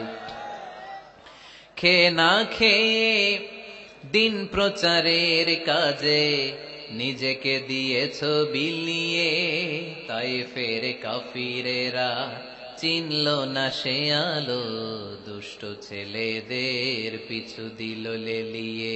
পাথরের আঘাতে ক্ষত বিক্ষত হয়ে সারা শরীর থেকে রক্ত ঝরে। এ রাসূল, তোমাকে ভুলি আমি কেমন করে? এ রাসূল, তোমাকে ভুলি আমি কেমন করে? হাজার ব্যথা বেদনার পরে ফিরে আসনি তুমি আপন ঘরে, দিনের আলো তুমি ছড়িয়ে দিতে চলে গেলে মদিনায় মক্কা ছেড়ে। হে রাসূল, তোমাকে ভুলি আমি কেমন করে? হে রাসূল, তোমাকে ভুলি আমি কেমন করে? ঠিক কিনা? ওই নবীকে ভোলা সম্ভব? ওই নবীর ভালোবাসা আমাদের হৃদয়ে আছে না নাই? বিশ্ব নবীকে 3টা জায়গায় আঘাত করল। এত শুভ্র সাবলীল সাদা দেহটা ছিঁড়ে ছিঁড়ে রক্ত বের হলো। বিশ্বনবী তায়েফবাসীদেরকে বদদুয়া দেয় নাই। বিশ্বনবী তায়েফবাসীদেরকে কোরআনের দাওয়াত দিতে গেলেন, তারা কোরআনের দাওয়াত মেনে নেয় নাই। বিশ্বনবী ওযু করলেন, গায়ের রক্তগুলোকে মুছে মুছে ফজরের সময় খেজুর বাগানের সামনে দাঁড়িয়ে ফজরের নামাজ শুরু করে দিলেন। বিশ্বনবী মন্ত্রমুগ্ধকর কণ্ঠ দিয়ে তেলাওয়াত করতে শুরু করলেন। ইন দ্য মিন টাইম বিশ্বনবীর পেছন থেকে একদল জিন বিশ্বনবীর কণ্ঠের কোরআন তেলাওয়াত শুনে কালিমা পড়ে মুসলমান হয়ে গেল। ফজরের সালাত শেষে আল্লাহ বিশ্বনবীর ডেকে বললেন, নবী আপনার মন খারাপ কেন? জিব্রাইল মারফত জানিয়ে দিলেন মন খারাপ কেন। বিশ্বনবী বললেন, 80 মাইল পথ পাড়ি দিয়ে তায়েফের ছেলেদেরকে দাওয়াত দিতে এলাম, তারা আমার দাওয়াত কবুল করে নাই। শুধু দাওয়াত প্রত্যাখ্যান করলে চলতো, আমাকে মেরে রক্তাক্ত করে তায়েফের জমিনকে লাল করে দিয়েছে। একটা ছেলে যদি কালিমা পড়তো আমার কলিজাটা ঠান্ডা হতো, আমার পরানটা ঠান্ডা হয়ে যেত। একটা ছেলেও কালিমা পড়ে নাই, পাথর মেরে আমার রক্তাক্ত করেছে। কি ছিল আমার অপরাধ? ওদেরকে যে জাহান্নামের আগুন থেকে বাঁচানোর জন্য আমি তায়েফে এসেছি, একটা লোক আমার ডাকে সাড়া দেয় নাই। বিশ্বনবীর মন খারাপ। আল্লাহ ডেকে বললেন, নবী মন খারাপ করবেন না, হতাশ হবেন না। আপনি জানেন না, আপনি দেখেন নাই, আমি আল্লাহ দেখেছি। আপনি যখন দাঁড়িয়ে দাঁড়িয়ে ফজরের নামাজের তেলাওয়াত করছিলেন, আপনার সুমধুর কণ্ঠের তেলাওয়াত শুনে একদল জিন কালিমা পড়ে মুসলমান হয়েছে। সামি'না কুরআনান আজাবা ইয়াহদি ইলার রুশদি ফাআমান্না বি। বিশ্বনবী যখন কালামুল্লাহ মাজিদ থেকে দাঁড়িয়ে দাঁড়িয়ে তেলাওয়াত করছিল, জিন জাতি বিশ্বনবীর কণ্ঠের তেলাওয়াত শুনে পাগল হয়ে গেল। জিনেরা এরকম বাক্য শুনে নাই এর আগে। জিনেরা মিলাই, কিরে এটা তো কোনো মন্ত্র না। জিনেরা মিলাই, কিরে এটা তো কবিতা না। এত সুন্দর কথা কার বাণী? এটা আল্লাহর বাণী ছাড়া অন্য কোনো বাণী হতে পারে না। এই সুন্দর বাণী শুনে তারা কালিমা পড়ে মুসলমান হয়ে গেল। আল্লাহ বিশ্বনবীর আশ্বস্ত করলেন, নবী আপনার কষ্ট বৃথা যায় নাই। মুমিনের কষ্ট কি কখনো বৃথা যায়? আওয়াজ করে বলো, বৃথা যায়। নবী আপনি দাওয়াত দিতে এসেছিলেন দৃশ্যমান এক জাতি, মানব জাতিকে, তায়েফের মানব জাতিকে দাওয়াত দিতে এসেছেন। ওরা দাওয়াত কবুল করে নাই তো কি হয়েছে? অদৃশ্য জাতি, জিন জাতি কালিমা পড়ে মুসলমান হয়ে গিয়েছে। ওয়ালা সাউফা ইউতিকা রাব্বুকা ফাতারদা। নবী অচিরেই এমন এমন সুসংবাদ আপনারে শোনাবো, আপনি খুশি হয়ে যাবেন। বিশ্বনবী যখন শুনলেন তায়েফবাসী কালিমা পড়ে নাই, কি হয়েছে? জিন জাতি তো পড়ছে। বিশ্বনবী আবার খুশি হয়ে গেলেন। সুবহানাল্লাহ পড়ে। এইভাবে বিশ্বনবীর মন খারাপ হলে বিশ্বনবীর মন ভালো করে দেয় কে? মক্কার জমিনে বিশ্বনবীকে হত্যার ষড়যন্ত্র করা হলো। বিশ্বনবী আর থাকতে পারলেন না। বিশ্বনবীকে আল্লাহ বললেন, নবী আপনার জন্য আর গ্রিন সিগন্যাল নাই, মক্কা থেকে আপনাকে চলে যেতে হবে মদিনায়। আপনি চলে যান, আপনার বন্ধু আবু বকরকে নিয়ে হিজরত করে চলে যান। বিশ্বনবী চলে যাচ্ছিলেন আর মক্কার দিকে তাকিয়ে চোখের পানি ছাড়ছিলেন আর বলছিলেন, মক্কা তো হাব্বুল বিলাদ ইলাইয়া, মক্কা আমার কাছে সবচাইতে শ্রেষ্ঠ শহর। লাউলা উখরিজতু লামা খারাজতু মিনহা, মক্কা থেকে যদি আমারে বের করে দেয়া না হতো আমি মক্কা থেকে বের হতাম না। আমার কথা কি আপনারা শুনতেছেন? অনেক রাত হয়েছে, এবার শেষ করে দেই। এত লোক যেতে কয়েক ঘন্টা লাগবে, পুরো চুয়াডাঙ্গা জেলা জ্যাম হয়ে যাবে। শেষ করে দিব নাকি আরো 2-1 মিনিট শুনবেন? শুনবেন? ঠিক আছে, তাহলে বসেন। রাসূল সাল্লাল্লাহু আলাইহি ওয়াসাল্লাম বললেন, মক্কা থেকে যদি আমার বের করে দেয়া না হতো আমি বের হতাম না। চোখের পানি ছাড়লেন। মাতৃভূমি ছেড়ে চলে যেতে হবে। আপনাদের জেলার নাম কি? আরো জোরে বলেন। চুয়াডাঙ্গারে বেশি পছন্দ করেন না বোধহয়, এজন্য আওয়াজটা জোরসে হয় নাই। আপনাদের প্রাণের জেলার নাম কি? চুয়াডাঙ্গা। জোর করে যদি চুয়াডাঙ্গা থেকে বের করে আপনারা সিলেটে পাঠায় দেয়, ভালো লাগবে? বিশ্বনবীকে মক্কা থেকে মদিনায় পাঠিয়ে দেয়া হলো। জন্মভূমি ছেড়ে বিশ্বনবী মদিনায় যাচ্ছেন, মনটা খুব খারাপ। প্রথম যখন মানুষ বিদেশে যায় এয়ারপোর্টে কাঁদে না? এয়ারপোর্টে গেছেন আপনারা? আহা, পরিবার পরিজনদেরকে কেঁদে কেঁদে অশ্রু সিক্ত নয়নে বিদায় দেয়। বিশ্বনবীও চোখের পানি ছেড়ে মক্কাকে বিদায় জানালো। মন খুব খারাপ, কিন্তু মদিনায় যেয়ে দেখে এলাহি কাণ্ড।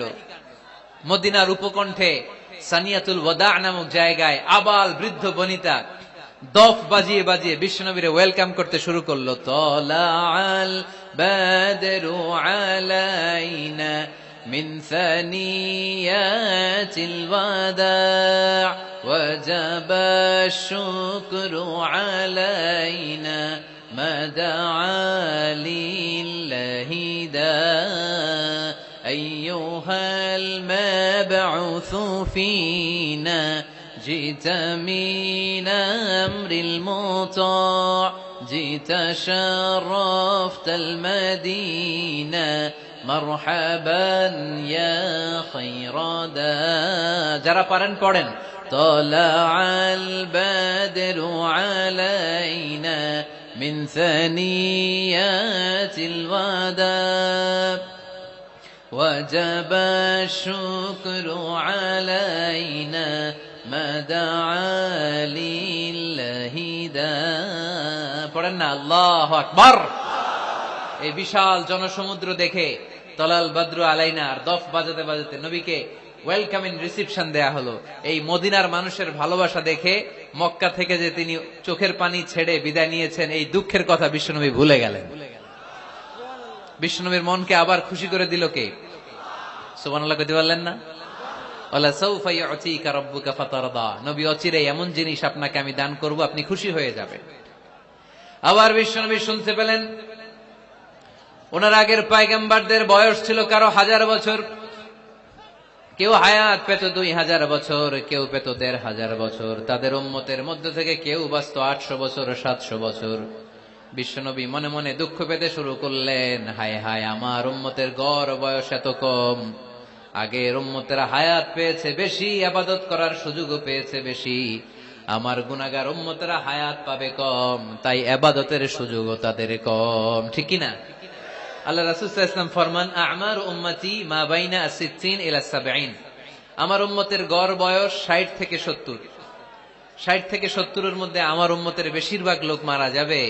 ওয়া আকাল্লুহুম মান ইয়াজুযু যালিক, হাতে গোনা অল্প কয়েকজনই 70 এর বেশি হায়াত পাবে।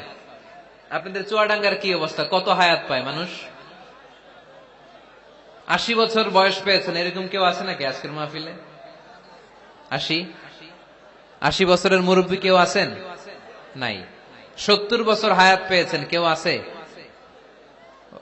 হ্যাঁ, আছে আছে। 60 বছর বয়স আছে? 60 বছর আছেন। 50 আছে কার কার দেখি? 50। টরিক ভাইয়ের বয়স কত? শহীদ ভাই বয়স কত চলে? 50। মাশাআল্লাহ, আরো 50 বছর আল্লাহ বাঁচায় রাখুক। সবাই পড়ি আমিন। তো রাসূল সাল্লাল্লাহু আলাইহি ওয়াসাল্লাম চিন্তিত হলেন, হায় রে, আগের উম্মতেরা হায়াত পাইতো 1000 বছর, 1500 বছর, আমার উম্মত 60 থেকে 70 এর মধ্যে সব মরে যাবে। ওরা ইবাদত করার সুযোগ পেয়েছে বেশি, আমার উম্মতের কি হবে? সুবহানাল্লাহ কইবেন না? কি দরদ আমাদের জন্য, কি মায়ার নবী, কি দয়ার নবী। আমার নবীর চাইতে দয়ালু মানুষ পৃথিবীতে ছিল? আমার নবীর চাইতে বিশ্বস্ত মানুষ পৃথিবীতে আছে? আহমদ বড় বিশ্বস্ত, সে কোন বন্ধু বলো বেশি বিশ্বস্ত, সে কোন বন্ধু বলো বেশি বিশ্বস্ত, কার কাছে মন খুলে দেয়া যায়, কার কাছে প্রাণ খুলে দেয়া যায়, হওয়া যায় অতি আশ্বস্ত, তার নাম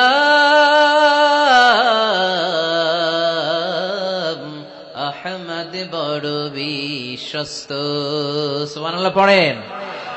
আমার নবীর চাইতে বিশ্বস্ত আর কেউ আছে? আমার নবীর চাইতে দিলদরিয়া আর কেউ আছে? আমার নবীর চাইতে দয়ালু কোন মানুষ পৃথিবীর জমিনে আছে? ওমা আরসালনাকা ইল্লা রাহমাতাল লিল আলামিন, I have sent you as a mercy for the entire universe. নবী হে, আমি গোটা বিশ্বের জন্য আপনাকে রহমত করে প্রেরণ করেছি। চিল্লায় পড়েন সুবহানাল্লাহ। আবার বিশ্বনবী ফরমান, লিকুল্লি নবিয়িন দাওয়া মুস্তাজাবা, দুনিয়ার সব নবীকে আল্লাহ একটা করে বিশেষ দোয়া করার সুযোগ দিয়েছে। এই দোয়াটা করার সাথে সাথে এই দোয়াটা আল্লাহ কবুল করে নিয়েছে। আর দুনিয়ার বুকে যত নবী এসেছিল সব নবীরা তাদের দোয়াটা দুনিয়ায় শেষ করে ফেলেছে। ওয়া ইন্নী আখতাবিউ দাওয়াতি শাফাআতান লিউম্মতি ইয়াউমাল কিয়ামাহ, কিন্তু আমি আমার স্পেশাল দোয়াটা দুনিয়ার বুকে করি নাই, আমি কিয়ামতের দিন আমার উম্মতদেরকে সুপারিশ করার জন্য স্পেশাল দোয়াটা রেখে দিয়েছি। আমার নবী দোয়াটা রেখে দিয়েছে আমার জন্য, আপনার জন্য, আমাদের জন্য। বিশ্বনবী দোয়াটা করে নাই। সব নবী আল্লাহর পক্ষ থেকে কয়টা দোয়া পাইছে স্পেশাল? সবাই বলেন না? একটা। ওই দোয়া করার সাথে সাথেই কবুল হবে, একটা করে দোয়া। সব নবীরা ওই দোয়াটা দুনিয়াতেই করেছে, কোন নবী বাকি নাই। সব নবী দোয়াটা দুনিয়াতেই কাজে লাগিয়ে ফেলেছে, আমার নবী ছাড়া। আমার নবী কি দোয়াটা দুনিয়াতে করছে? দুনিয়ায় বিশ্বনবী বিপদে পড়েন নাই, ওই দোয়াটা করলেই বিপদ থেকে মুক্তি পেতেন। কিন্তু আমার জন্য, আপনার জন্য, আমাদের জন্য রেখে দিয়েছেন। কিয়ামতের দিন আমরা যখন বিপদে পড়ে যাব, আমাদেরকে বিপদ থেকে উদ্ধার করার জন্য বিশ্বনবী ওই দোয়াটা করে আমাদেরকে উদ্ধার করবে। চিল্লায় এখন সুবহানাল্লাহ। বিশ্বনবী কিয়ামতের দিন শুধু কাঁদতে থাকবে, আকাশের জল জলে সূর্যটা মাথার কাছে চলে আসবে, মাথার মগজগুলো ভাতের মাড়ের মতো গলে গলে নাকের ছিদ্র কানের ছিদ্র দিয়ে বেয়ে বেয়ে পড়বে। তৃষ্ণায় ক্ষুধায় জিহ্বাটা বের হয়ে কুকুরের মতো নাভিস্থল পর্যন্ত ঝুলতে থাকবে। জমিনটারে তামার জমিন বানিয়ে দেওয়া হবে, সবাই শুধু বলবে ইয়া নাফসি, আল্লাহ তুমি আমারে বাঁচাও। অলিরা বলবে ইয়া নাফসি, শহীদরা বলবে ইয়া নাফসি, নবীরা বলবে ইয়া নাফসি, উম্মত বলবে ইয়া নাফসি। সবাই বলবে আল্লাহ তুমি আমারে বাঁচাও, আল্লাহ তুমি আমারে বাঁচাও, আল্লাহ তুমি আমারে বাঁচাও। ঠিক ওই মুহূর্তে বিশ্বনবী, প্যারা নবী মাকামে মাহমুদে সিজদায় পড়ে কাঁদবে। তিনি ইয়া নাফসি না বলে চিৎকার করে কেঁদে কেঁদে বলবে উম্মতি উম্মতি রবলি হাবলি উম্মতি, ও রব আমার উম্মতকে তুমি বাঁচাও। পুরো কিয়ামত জুড়ে চিৎকার ইয়া নাফসি, আল্লাহ আমারে বাঁচাও। বিশ্বনবী বলবে ইয়া উম্মতি, আল্লাহ উম্মতরে বাঁচাও। সুবহানাল্লাহ পড়বেন না? বিশ্বনবী মাথা তুলবেন না। রব্বুল আলামিন সাইয়েদনা জিবরাইল আলাইহিস সালামকে পাঠাবেন, জিবরাইল যাও নবীকে জিজ্ঞেস করো ইয়া নবী আল্লাহি মা ইউবকি, কেন আপনি কাঁদেন? বিশ্বনবী মাথা তুলবেন না, সিজদারত অবস্থায় উত্তরে বলবেন উম্মতি উম্মতি, আল্লাহ আমার উম্মতের কি হবে আপনি বলেন, আমার উম্মতরে আপনি বাঁচান। সাইয়েদনা জিবরাইল এসে বলে ও মাবুদ, আপনার নবী বলে উম্মতের কি হবে, উম্মতের কি হবে?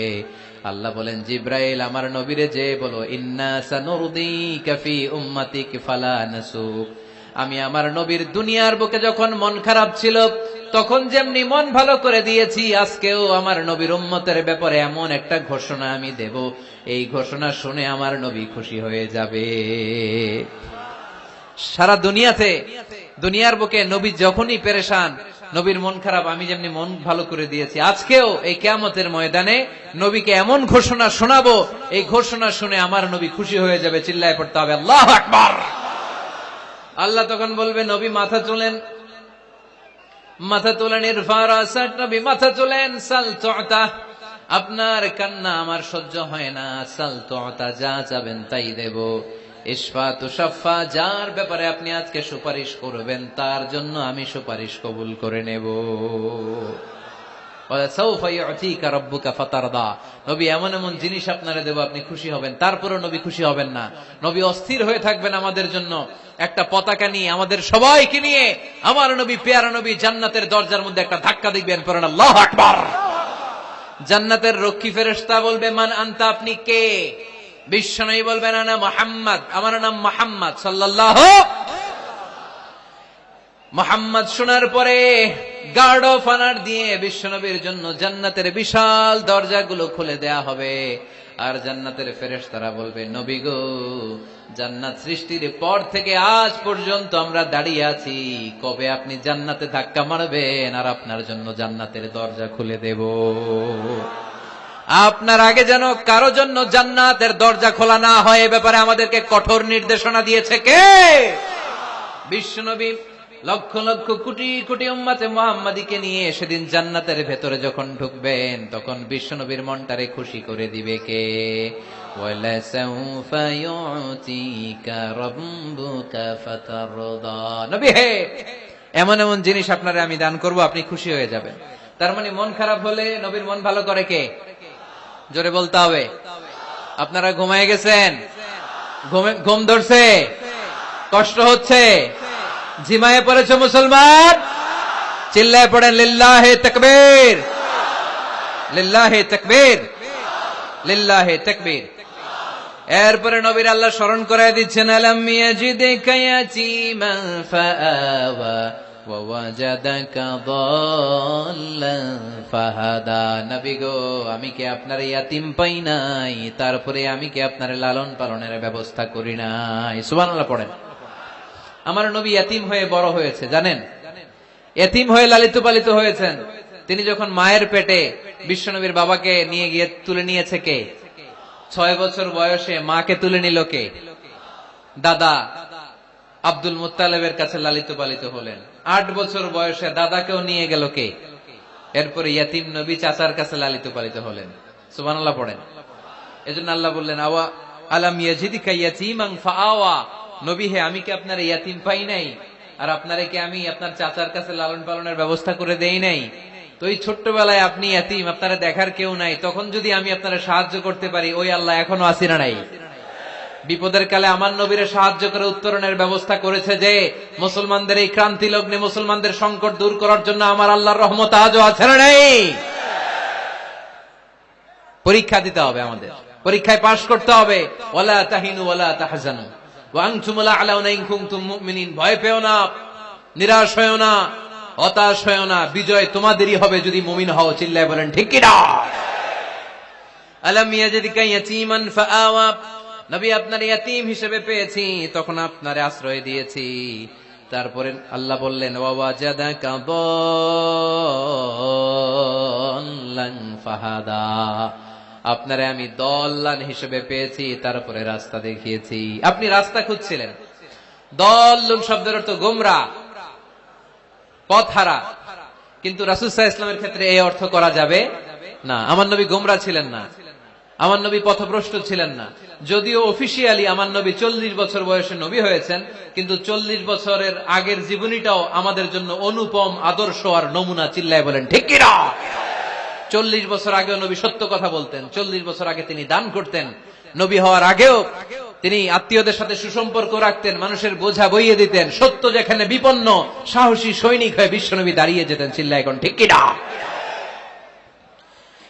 এজন্য আল্লাহ বললেন ওয়াওয়াজাদাকা দাল্লান ফাহাদা। নবী আপনি পথ খুঁজছিলেন, আমি আপনারে পথ দেখিয়েছি। আমাদেরকে পথ দেখায় কে? রাসূল সাল্লাল্লাহু আলাইহি ওয়াসাল্লাম মহাসত্যের অনুসন্ধান করছিলেন। দল্লান অর্থ এখানে পথহারা পথিকের মতো আপনি খুঁজছিলেন, কই যাবেন, ডানে না বায়ে। মাঝে মাঝে আমাদের এরকম হয় না, চুয়াডাঙ্গা থেকে কুষ্টিয়া কি এই রাস্তায় যায় না এইটায় যায়, বুঝতে পারতেছি না তো। অনেক রাতে যদি রওনা দেন, কেউ বলারও নাই, দেখা দেওয়ার মতো কেউ নাই, বাজার টাজার বন্ধ। মাঝে মাঝে আমরা ঝামেলায় পড়ে যাই। আমরা যারা বক্তা, আমরা ঝামেলায় পরিবেশ। অনেক রাতে রাতে বাড়িতে ফিরি, এই জেলা থেকে ওই জেলায়, রাত 3টার দিকে, লোক নাই, ডানে যাবো না বায়ে যাবো। পুলিশ ভাইরা মাঝে মাঝে সহায়তা করে, অনেক সময় পুলিশও নাই, তখন ভরসা একজনের উপর, তিনি কে? তো রাসূল সাল্লাল্লাহু আলাইহি ওয়াসাল্লাম সত্যের পথ খুঁজছিলেন, ডানে না বায়ে। আল্লাহ বললেন বায়ে না, ডানে যান। ফাহাদা, আল্লাহ হেদায়েতের রাস্তায় তুলে দিলেন। সুবহানাল্লাহ পড়েন। আমরা যদি পথ ভুলে যাই, আমাদের পথ দেখায় কে? সবাই বলেন আমাদের পথ দেখায় কে? আমি যদি কোনদিন পথ ভুলে যাই, হাত ছানি দিয়ে কাছে নিও, মমতার বন্ধনে আমায় বেঁধে সব ভুল ক্ষমা করে দিও। পড়েন, আমি যদি কোনদিন পথ ভুলে যাই, হাত ছানি দিয়ে কাছে নিও, মমতার বন্ধনে আমায় বেঁধে সব ভুল ক্ষমা করে দিও। পড়েন আমিন। আমাদের পথ দেখায় কে? আমরা প্রতিদিন পড়ি ইহদিনাস সিরাতাল, সবাই পড়েন ইহদিনাস সিরাতাল। ও আল্লাহ আমাদেরকে সরল সঠিক পথ দেখাও। আল্লাহ বললেন নবী আপনাকে আমি পথ দেখিয়েছি। এরপর আল্লাহ বললেন ওয়াজাদাকা আইলান ফাআগনা। নবী আপনি ছিলেন নিঃস্ব, আপনার টাকা পয়সা ছিল না। খাদিজার সাথে বিয়ে দেওয়ার মাধ্যমে আমি আপনার নিঃস্বতা দূর করে ধনী বানিয়ে দিয়েছি। সুবহানাল্লাহ পড়েন। রাসূল সাল্লাল্লাহু আলাইহি ওয়াসাল্লাম মেষ চড়াতেন। মা বাআসাল্লাহু নাবিয়ান ইল্লা রাআল গানাম। এই পৃথিবীতে এমন কোন নবী নাই যেই নবী ছাগল চড়ায় নাই। আপনারা ছাগল চড়ান তো? আপনাদের তো এই যে কি বলে ব্ল্যাক গোট, চুয়াডাঙ্গার ব্ল্যাক গোট নাকি সারা দুনিয়ায় বিখ্যাত। হ্যাঁ, ব্ল্যাক বেঙ্গল, কি বলে ব্ল্যাক বেঙ্গল। ছাগল পালেন কে কে দেখি তো চুয়াডাঙ্গায়? ওরে আল্লাহ, ছাগল তো নিয়ে যাওয়া লাগবে কয়েকটা, দেখা যায় অনেক ছাগল। মেহেরপুরে বিখ্যাত না? মাশাআল্লাহ, চুয়াডাঙ্গার ছাগল অনেক বিখ্যাত। তো সব নবীরা ছাগল ছড়িয়েছেন। বুখারীর বর্ণনা, মা বাআসাল্লাহু নাবিয়ান ইল্লা রাআল গানাম। এই পৃথিবীতে এমন কোন নবী নাই যে নবী ছাগল চড়ায় নাই। বিশ্বনবী ছাগল চড়াতেন অল্প কিছু পারিশ্রমিকের বিনিময়ে। সুবহানাল্লাহ পড়েন। কারণ আমার নবী শিখিয়েছেন পরিশ্রমে লজ্জা নেই, লজ্জা অলসতায়। ঠিক কিনা? পরিশ্রমে কোনো লজ্জা আছে? লজ্জা অলসতায়, ঠিক কিনা? রাসূল সাল্লাল্লাহু আলাইহি ওয়াসাল্লামের টাকা পয়সা ছিল না। আম্মাজান খাদিজাতুল কুবরা রাদিয়াল্লাহু তাআলা আনহার সাথে যখন বিয়ে হলো, বিয়ের পরে ধনাঢ্য মহিয়সী নারী বললেন, ইয়া রাসূলুল্লাহ, আমার সম্পদের দরকার নাই, আমি আপনারে পেয়েছি, আপনারে পেয়ে আমি খুশি। আমার সব সমুদয় সম্পত্তি আপনার পায়ের সামনে আমি ঢেলে দিলাম, আপনি ইচ্ছা মতো ইসলামের জন্য, ইসলাম প্রচারে এই সম্পদ ব্যয় করা শুরু করে দেন। সুবহানাল্লাহ পড়তে পারলেন না? ওয়াজাদাকা আইলান ফাআগনা, তাফসিরে এসেছে ফাআগনা বিখাদিজা। নবী আপনি ছিলেন নিঃস্ব, দরিদ্র, টাকা পয়সা ছিল না, খাদিজার সাথে বিয়ের মাধ্যমে আমি আপনার ধনী বানাই দিলাম।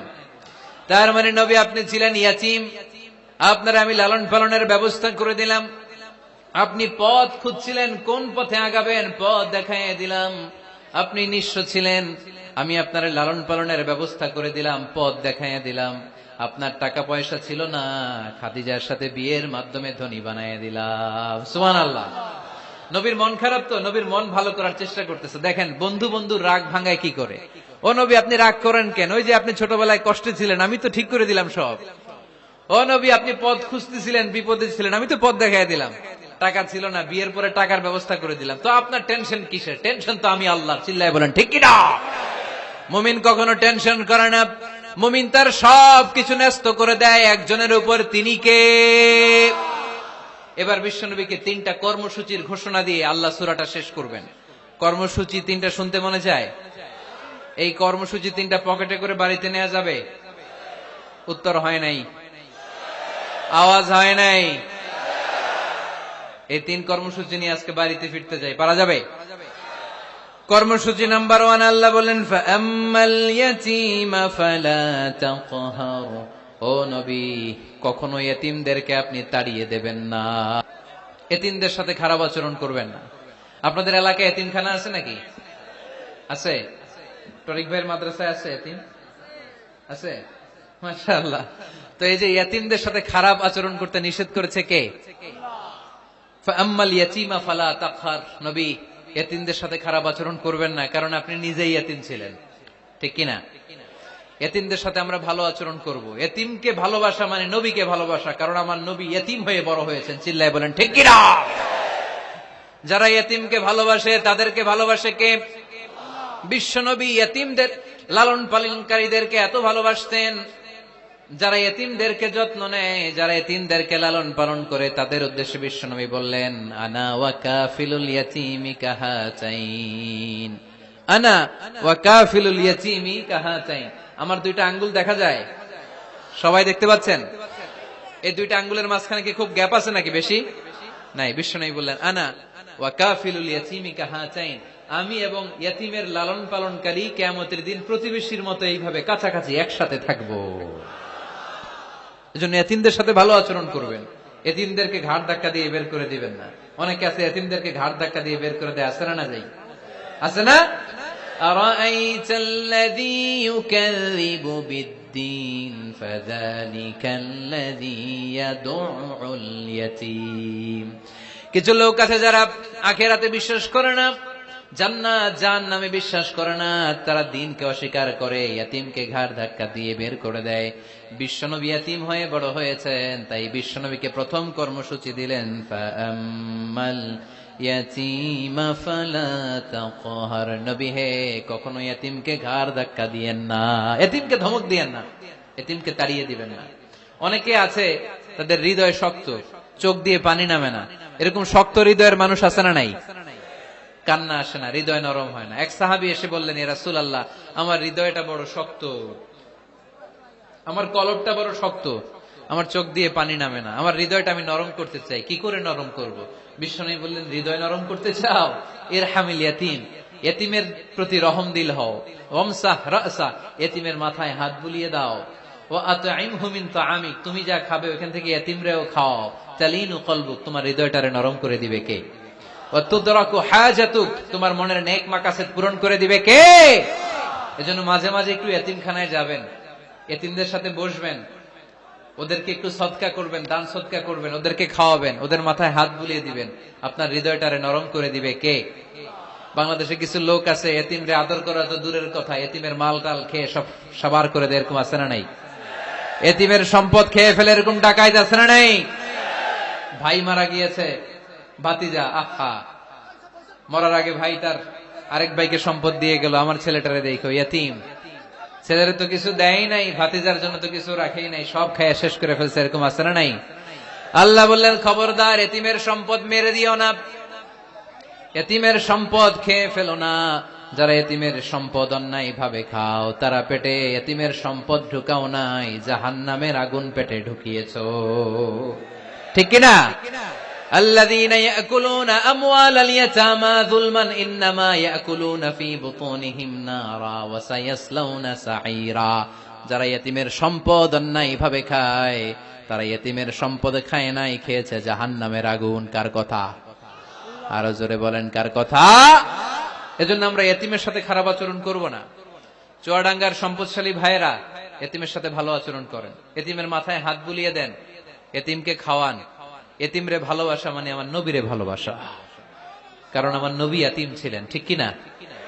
প্রথম কর্মসূচি এতিমদের যত্ন নিও। দ্বিতীয় কর্মসূচি ওয়া আম্মাস সাইলা ফালা তানহার। নবী হে, 2 নাম্বার কর্মসূচি, ভিক্ষুককে ধমক দিয়ে কখনো তাড়িয়ে দিও না।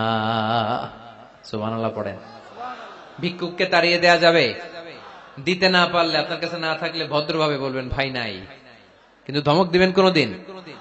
দরজায় এসে যদি দাঁড়ায়, কিছু টাকা দেন, কিছু চাইল দেন, 2টা ডিম দেন, ধমক দিবেন? ধমক দিবেন? আপনারা বাড়িওয়ালা বানাইছে কে? উত্তর দেন না কেন? বাড়িওয়ালা বানাইছে কে? ওকে ভিক্ষুক বানিয়েছে কে? ওকে বাড়িওয়ালা বানিয়ে আপনারও ভিক্ষুক বানাতে পারতো কে? গাড়ি দিয়ে আমরা রাস্তায় ছুটি, জ্যামের মাঝখানে যখন আটকায় অনেকে এসে টাকা চায়, সুযোগ হইলে দিয়েন, ধমক দিয়েন না, মনে কষ্ট দিয়েন না, খবরদার। এতিমের মনে যদি কষ্ট লাগে, আপনার দুনিয়াও শেষ, আখিরাতও শেষ, ঠিক কিনা? খবরদার, যারা ফরিয়াদি, যারা সাইল, যারা ভিক্ষুক, যারা হাত পাতে, তাদের সাথে খারাপ আচরণ করো না। নবী হে, তাদেরকে ধমক দিও না। তোমার গাড়ি যখন জ্যামের মধ্যে আটকে যায়, পথবঞ্চিত শিশুরা, পথশিশুরা, সুবিধা বঞ্চিত শিশুরা গ্লাসের সামনে এসে নক করে, বলে স্যার 2টা টাকা দেন, কিছু খাবার দেন, কিছু খাই নাই, যদি পারেন দিয়ে দেন, ধমক দিয়েন না। কারণ ওরে পথশিশু বানাইছে কে? রাস্তার ফকির বানাইছে কে? আপনাকে গাড়িতে বসে আরাম করার সুযোগ দিল কে? ওরে গাড়িতে বসানোর সুযোগ আল্লাহর আছে না নাই? আর আপনারে ভাঙ্গা থালা হাতে দিয়ে রাস্তায় নামাইতে আল্লাহর কয় ঘন্টা লাগে? চিল্লায় বলো মুসলমান, কয় ঘন্টা লাগে? 1 সেকেন্ডও লাগে না। এজন্য ওয়া আম্মাল ইয়াতীমা ফালা তাখহার ওয়া আম্মাস সাইলা ফালা তানহার। এতিমকে গলা ধাক্কা দিয়ে বের করে দিও না, আর ফরিয়াদিকে তাড়িয়ে দিও না, খবরদার। সব শেষে আল্লাহ বললেন ওয়া আম্মা বিনিআমাতি রাব্বিকা ফাহাদ্দিস। নবী হে, আল্লাহর যত নিয়ামত আপনি পেয়েছেন, নিয়ামতগুলোর বর্ণনা করে দেন। সুবহানাল্লাহ পড়েন। ওয়া আম্মা বিনিআমাতি রাব্বিকা ফাহাদ্দিস, আপনার রবের দেয়া নিয়ামতের বর্ণনা করেন। আল্লাহ যে নিয়ামত দিয়েছে এটা বর্ণনা করলে দোষ নাই। আল্লাহ আপনারে টাকা দিয়েছে, আপনি শুকরিয়া করেন আর বলেন আলহামদুলিল্লাহ, আল্লাহ দিছে আমারে, এটাতে কোনো গুনাহ আছে? না, বরং আল্লাহ আদেশ করেছে, ইন্নাল্লাহা ইউহিব্বু আইয়ারা আসারা নি'মাতিহি আলা আবদি। আল্লাহ তাআলা তার বান্দাকে কি নিয়ামত দিল তার একটা নমুনা আল্লাহ তার বান্দার মধ্যে দেখতে চায়। আপনি কোটি টাকার মালিক, আপনি ছিঁড়া কাপড় পরতে পারবেন? আপনি কিপটামি করলে কি আল্লাহ খুশি হবে? না। আপনি যদি ধনী হন, আপনার পোশাকে, আশাকে, চলনে, বচনে ওই ধনীর একটা পরিচয় থাকতে হবে। আপনি বলবেন আল্লাহ আমাকে গাড়ি দিয়েছে, আলহামদুলিল্লাহ, শুকরিয়া করবেন। আল্লাহ আমাকে বাড়ি দিয়েছে, শুকরিয়া করবেন কার? নেয়ামত করলে বাড়িয়ে দেয় কে? নেয়ামতের শুকরিয়া যখন আদায় করা কোনো বান্দা শুরু করে দেয়, নেয়ামতের বাড়ি ধারা আরো বাড়িয়ে দেয় কে? লা ইন শাকারতুম লা আযীদান্নাকুম, যদি শুকরিয়া করো আমি বাড়িয়ে দেব। ওয়ালা ইন কাফারতুম ইন্না আযাবি লাশাদীদ, আর যদি নাশুকরি করো জেনে রেখো তা আমার আযাব, আমার গজব, আমার শাস্তি, আমার পানিশমেন্ট বড় কঠিন। ওয়া আম্মা বিনিআমাতি রাব্বিকা ফাহাদ্দিস। 3 নাম্বার কর্মসূচি, হে নবী, আপনি নিয়ামতের শুকরিয়া করার পাশাপাশি নিয়ামতের বর্ণনা দেন। কি নিয়ামত আপনি পেয়েছেন এটা আপনি বলে বেড়ান, আর শুকরিয়া করবেন একজনের, তিনি কে? তাহলে প্রথম কর্মসূচি ছিল ইয়াতিমের সাথে ভালো আচরণ করতে হবে, ঠিক কিনা? চুয়াডাঙ্গার ভাইয়ের, আমরা কি ইয়াতিমের সাথে আজ থেকে ভালো আচরণ করতে পারবো? 2 নাম্বার কর্মসূচি, ভিক্ষুককে তাড়িয়ে দেয়া যাবে না, ধমক দেয়া যাবে না। আর কোনদিন কোন ফরিয়াদিকে, কোন ভিক্ষুককে কি আমরা ধমক দেব? 3 নাম্বার, বিপদে আপদে সব সময় শুকরিয়া করব একজনের, তিনি কে? এই সূরা দোহা আমাদের জন্য যে মেসেজ বা শিক্ষা রেখে যায় সেটা হচ্ছে, কখনো হতাশ হওয়া যাবে না, কখনো নিরাশ হওয়া যাবে না। চুয়াডাঙ্গের ছেলেরা, কখনো হাল ছেড়ে দেয়া যাবে না। মুমিন ভরসা রাখে একজনের উপর, চিল্লায় বলতে হবে তিনি কে? আল্লাহ আমাদের সবাইকে কথাগুলো বুঝার ও আমল করার তৌফিক দান করুক। আমরা পড়ি আমিন।